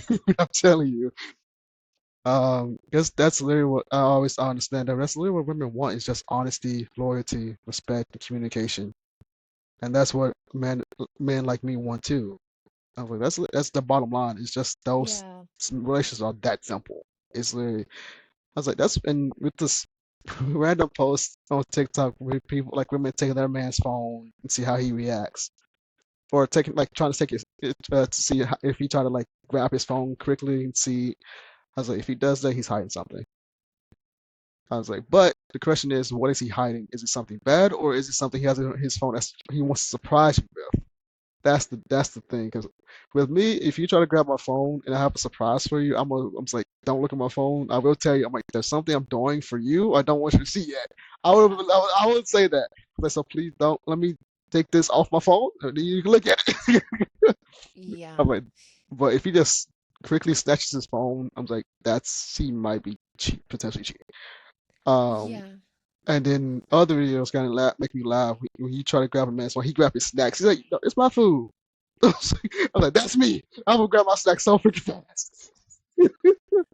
And she's like, I'm just taking your phone. I said, okay, you're not taking my snacks. I'm like, like, that's me. That's me. I would grab my snacks so freaking fast. Um, but yeah, I was like, relationships are legit very simple. It's not really that complicated. People just make it complicated for no reason.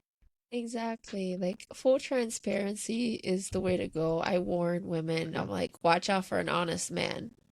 Okay? Because transparency, like, and I mean it in a negative sense, like honest men and Mm, transparent men are completely different. mm-hmm. Honest men will give you bare bone Yep. truth and that's it. They won't Yep. give you the nuance or the details behind it because ultimately, like, that makes us who we are, what our motives Mm-hmm. are and how we're presenting the situation, Mm-hmm. and it's unfortunately a lot of men have used it as a manipulation tactic. They'll Right. deliberately keep details or context out. They'll tell you what's going on, but not for the fullest extent. And like you Mm-hmm. said, if you were to just say, "Oh, I have something there I don't want you to see," that looks really bad because you're not being fully like transparent about it. But you Mm-hmm. said "Oh, I have something there that I want to do for you, and I can't have you looking because it's a surprise." Okay, that gives the context, the intentions, and the information that's Mm-hmm. behind the phone.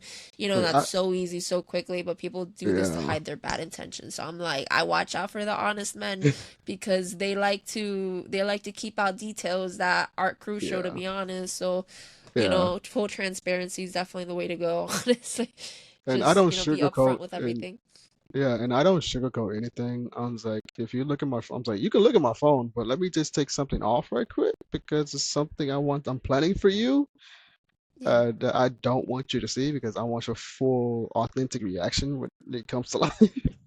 So let me just quickly hide that. I was like, just don't go to this app. But everything else you Yeah, can look. I mean, don't go to my notes right quick because there's something I'm planning. But everything yeah, else, fine. I was like, if you see exactly, random messages on my Instagram, it's probably some either spam or shit I don't open, or it's probably exactly. group chats that I'm in, like podcast group chats, or I'm like, if you see a woman texting me, that's my best friend. I'll tell you who she is. I'll call her so you can meet her. That's literally how I am. That's literally That's how good, that's it. honestly. I was like, if my woman opened my phone, I was like, hey, who is Sabrina texting you? I was like, oh, just call her on my Instagram, see if she picks up. She's my best friends. Hey, I'm pretty sure she's gonna pick up. I said, hey, I was like, oh, that's Sabrina. She was on my podcast recently, something. I was like, we Yeah, actually work together. She's also a real estate developer. I yeah, was like, honestly, yeah. I was like, well, that's the yeah, way to go. that's me. I'm very transparent. I don't sugarcoat nothing. Um, that's why. I think Christina from DBS. Christina. She went by Raccoon Girl in DBS. I think so. I'm unsure. It's been a minute. It's been a Yeah, minute. right. Like she's very blunt and don't sugarcoat nothing either. So she holds people accountable too. And one time she texted me a photo of herself actually because she wants to do a mental health fitness thing she's doing, and she sent me a photo asking me if my opinion on it, and think, well, what would I think about it if she posts that? And I looked at it, and I was like, you would get very sexualized very easily, very quickly by a lot of dudes, especially. And I was like, I know you don't care, but as a friend, I still don't want you to deal with that bullshit. I was like, I'm just being honest. I'm like, as a man point of view, if I didn't know you and if I was that way, I would sexualize you very easily from that photo, and I would not pay attention that you're doing this for mental health, fitness wise. And I thought I'm just being honest and blunt about it. And she said, that's why I asked you. And she said, that's why. And she's like, that's why I love you for that. And she said, I don't care what people or men especially think about. And she said, she's seen a lot of women like dressed that way for their fitness stuff. And it's like, yeah, you're right. But they get sexualized, unfortunately, and I don't want you to deal with that shit. That's why I just politely say you'll get sexualized very quickly from that photo. And I don't, as a friend, I don't want you to deal with that bullshit. Yeah, And I'm like, yeah, just no, I don't want, I just don't want you to deal with that. It's really crazy. But yeah, if anybody asks, I'm very blunt. I can be very blunt. My sister even said you're very unapologetic. I was like, really? I am? I didn't know that. that's a good thing, honestly. uh, because I also love trolling the trolls on social media, Only way to especially do it. when I see Quabre someone I say, oh, someone need what was it? Say, oh, someone need a milk bottle or uh, I said so many things just to piss people off. I was like, you're already crying, so I'm gonna make you cry more. Yeah, I do the And same thing. I usually but say, I'm like, I this is think it's part why time we're for your best dinner. friends. Your mom's waiting for it, waiting for your dinner with her bra. It's like you're not. You're like, you need to go get breastfed at home. She's waiting for you. Right. Go, go, go, go, go, Right. go. Drink some milky. Go, go, go, go. Well, this Like, oh, this is why we became best friends so quickly. that or I'll Um, like dick shame them. I'll be like, oh, and then they're like, or like they'll start oh like my God. acting like oh animal. Start getting so Oh my triggered. It's so God. funny. And then I get cussed out, and I'm like,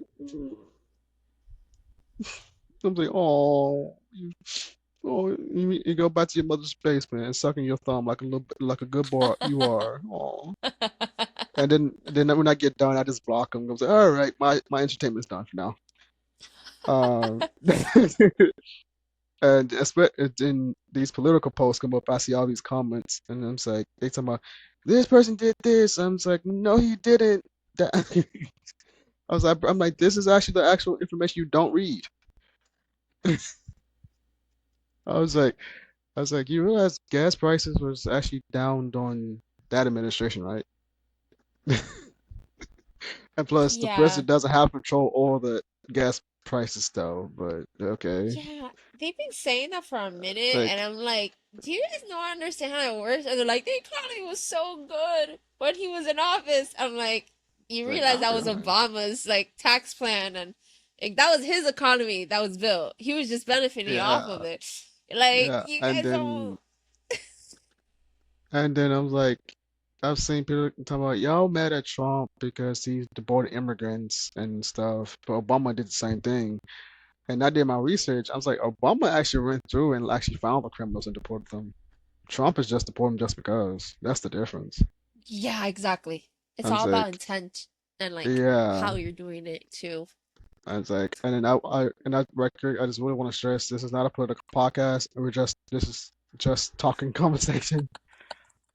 And I'm not liberal. I'm not conservative. I'm not left or right. I call out everybody. I was like, I don't care who you are.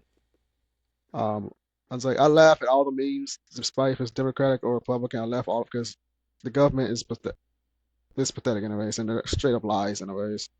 Yeah. And people said that a woman can't be president because she's too emotional. I'm just like, shoot. I'm just like, Trump is quite emotional since he's staying on Twitter 24/7, but okay. And complain about this and that, and I just be laughing. I'm just like, oh my God, Jesus Christ. And then I see these Trump supporters fighting these, I guess Biden supporters, liberals fighting conservatives, and I'm just looking at both sides. I'm like, y'all both realize y'all both are hypocrites, right? In certain aspects, right? And I was like, I'm on neither side because I mean, I agree with some sides are conservative. I agree on some sides with liberals. Liberals, Jesus Christ, I can't speak English. Oh, I can agree with some things on liberals. I can agree with something on conservative. I was like, I just go which one makes the most sense. But if you're just being dishumane, I'm not going to support you whatsoever on either side. And so I'm like, I'm not assigned to any political party because I hate politics because they're all just bullcrap at the end of the day, and they're all full of lies. And I'm like, good Lord Jesus Christ. I'm like, things would be so much better if both sides just communicate and actually come up with plans that could actually help America and and just help humanity in general. I was like, we're supposed to be the leading nation, but we're the I don't even know what the hell we are. We're supposed to be the United States, but we're more the divided states of America because everyone's so divided because everyone's just in their own way, not open their minds to listen to the other or communicate properly, just to talk about stuff and just to try to help each other out at the end of the day. And I'm like, oh God, I'm like, ugh. I'm like, cause I'm like, I have friends that's conservative, I have friends that's liberal, cause I'm neither.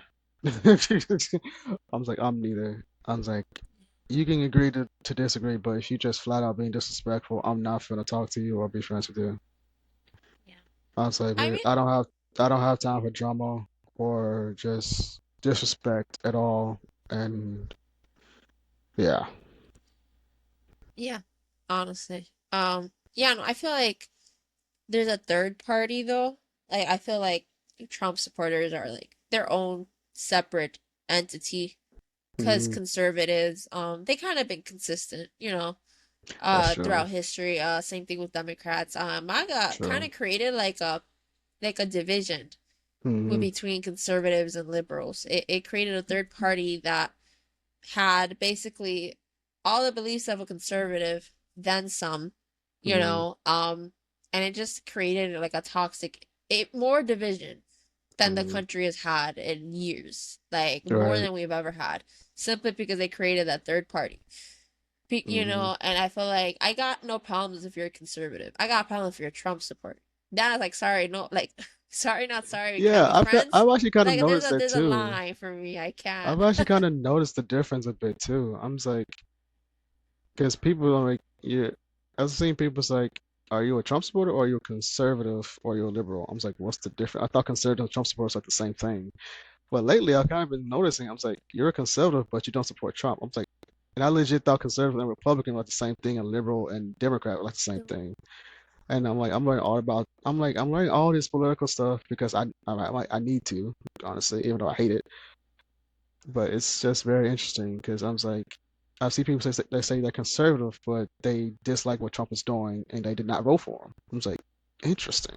I legit thought all conservatives voted for Trump. That's legit what I thought. And I'm like, oh shit, that's the difference. Like what? There's a lot of nuance with it for I was sure. like, And good Lord. yeah, I also think that people are spending too much time fighting and arguing about a country that doesn't really have our best interest in minds. Because at the end of the Right. day, I can't say with certainty that they protect my life. I can say with certainty that my family and my man would protect my life. I can't say that the Mm, government would. Like, I'm not, yeah. so why are we over here arguing on, what they're doing or what they're not doing? I get, Mm, there's stuff to be talked about and it should be yeah. talked about. But again, there should be a line. There should be Exactly. some nuance to it, and just ultimately just remove yourself from any negativity for the most part, like you do, because how are you expected to thrive as a person? If you're surrounding yourself with a lot of negative energy and like arguing with Mm, people on the internet, like you're just gonna be bitter and be more hateful and yeah. Yeah. So I'm like, I'm like, if someone asks me about like my political status, I was like, I'm not a supporter, I'm a voter. That's a difference. I was like, I might vote for a person, but that doesn't mean I support them because I will exactly. call out their BS regardless if I voted for them. I was like, I always try to go for the lesser evil, but I'm still call them out for their BS when they're not doing something that's actually for humanity and for our people. Yeah. And then I see like all these people talking about that Trump is God or something. I'm saying, okay, you're a cult. Um, yeah, and it's like, and then that's the other aspect. People talking about that God sent Trump, that he's a God-fearing man, and it's like he doesn't know the Bible.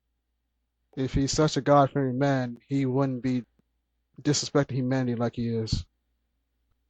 Because Exactly. literally in the Bible, it literally says, "Love thy neighbor as yourself." That's what I always And say. even in the Bible, it says, "Welcome." Even I'm paraphrasing. Even in the Bible, it says, "Welcome people in." Basically, immigrants, by the way. and sh um I don't know word for word just yet, cause but as I'm paraphrasing, to let people in and love them as thy neighbor. And literally, the Bible is said, um, don't don't be a hateful sheep. I'm saying if he is such God fearing man, this is just the basics of the Bible that's in the Bible, by Yeah. the way. I was like, it's like for real. Yeah. It's funny because what they're advocating for goes against everything what God or Jesus advocates for. Exactly. He's very liberal. I was Jesus like, is very liberal.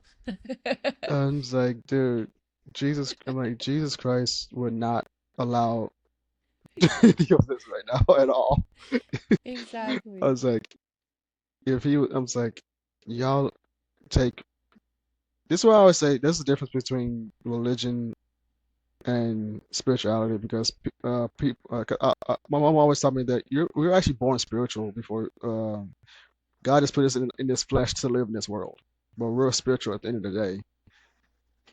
And I always tell them like I'm not a religious person because I don't follow what man do. I follow how God leads me. And when I talk about God, I'm not trying to I'm not trying to like convert anybody because that's it. That's your choice to believe if you want to or not. But the thing is, don't disrespect me just because I believe in God. If you don't, like that's completely fine. Everyone has a choice.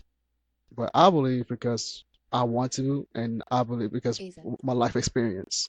Because that's something I couldn't get through without God at the end of the day. Because life is crazy and things happen I can't explain at all. With that, because if you're a spiritual person, I can explain it some to you. But if you're like a religious person, you won't really understand because you follow what man wants you to follow. But I disassociate with that because I don't have. because I don't follow idols, if that makes sense. Yeah. Um, so yeah, so yeah, Yeah. so I thank God because God is the one that kept me through my darkness, through my hardships, without anybody, without uh, he did things that no man could ever do for me, and that's all I would say. That people, when people like try to thank me for something, I was like, I don't want to take the credit. I'm just the messenger God sent to help in that situation, and that's just how I am. The best way to explain it. Honestly, yeah. People need to learn how to be more respectful of people's beliefs. But if Yeah, those beliefs like stem into bigotry, then it's like I have no problem insulting what you believe in. Like there's a yeah, lot of people who weaponize Christianity and just like hmm use it. That's where I have an issue. Like you can I don't mind when I don't believe in God. Like I'm hmm agnostic. I don't necessarily believe there is no God, but I do believe there is something.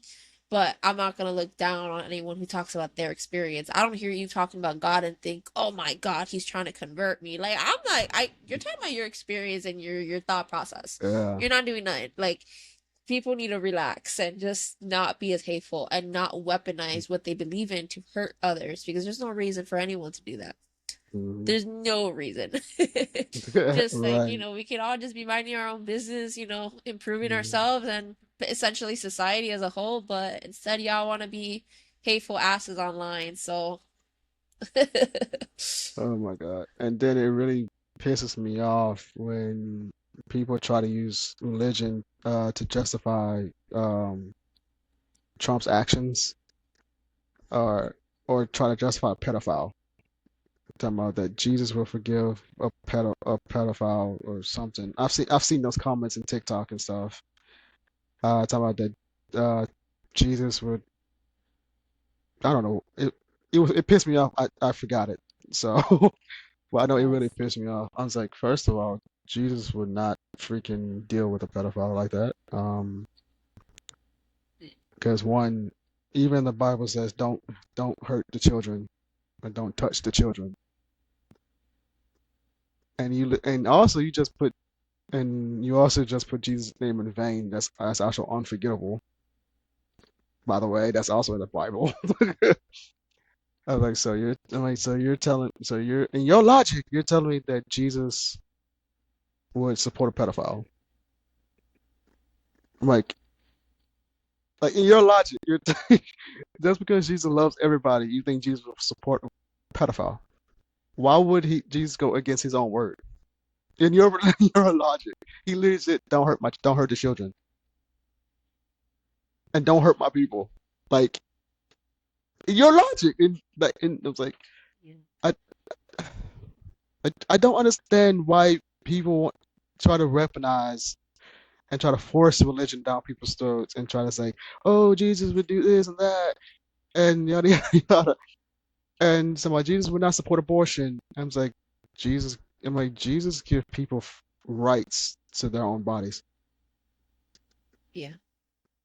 I was like, God give, and what I believe, I was like, God allows abortions if, especially if a woman gets hurt. And I don't want to speak of that because we have to be out of time. But that's a whole heavy topic. Yeah. Um, but I was like, why would God force a woman to have a pregnancy that she didn't ask for? That she was forced to get into. I was like, y'all saying God would enslave women to have a baby that he knows that she mentally, physically, spiritually can't handle. And I'm like, this is why I hate religion because of crap like this.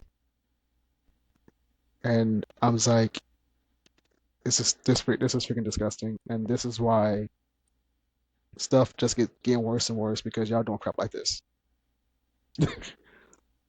And I'm just that's why I disassociate with myself with a lot of things every single Yeah. day. And I was like, no, I'm not religious. I'm spiritual and I believe in God, and that's my story to tell. And if you don't, cool. What you want to Yeah, exactly. eat? uh, But yeah. Honestly, yeah, it's all you can do for yourself and your sanity because Mm, people are crazy. That's literally it. Like you can't beat crazy. Just yeah. and when people say you're going to hell, you're not listening to God's word. I'm like, you do realize the Bible refers to hell as an emotional and mental state, not a physical place, right? You do realize hell Oh doesn't man. actually exist. Hell is our experience, Yeah. and the emotions we feel. So where are you coming at with this information? Like you sound very misinformed about your own religion. I just think it's hilarious, honestly. It's like I'm not religious, but I know better than you do. Like there's no way. Yeah, it's crazy. Oh my God. Um, but yeah, I think it's actually the end of the podcast or episode. Um, so can you say where people can find you on your socials, anything? Oh, thank you. I mean, y'all can follow me at SPSM underscore Sabrina on Instagram. I'm very much always posting stuff to advocate for everyone and anyone, honestly. Thank you so much for having me here on your podcast. I had a really fun time and it was good to like have these conversations going. I like this type of conversation. So Mhm. then again, appreciate it very much and I good luck with everything on your work and stuff. And let me know when we're gonna work on a project together because we're still Of working course. that screenplay idea I had. Eight, bro. I was Yeah, like 18, we're 19 at the we time. will talk about that in the next in another episode. Okay, we'll do. Um, Alrighty then. but my name's Kevin Davis. You can find me on Instagram at I am Kevin Davis Official. All of my business tags are in my description. YouTube at Kevirsyle. Um, and Facebook, I am Kevin Davis CEO. And TikTok, yeah, yeah, I'm barely on TikTok. But if you want to follow my TikTok, you can if you follow it at Kevin C Studios. And if you see this video, like, subscribe, and comment, and we'll see you next time.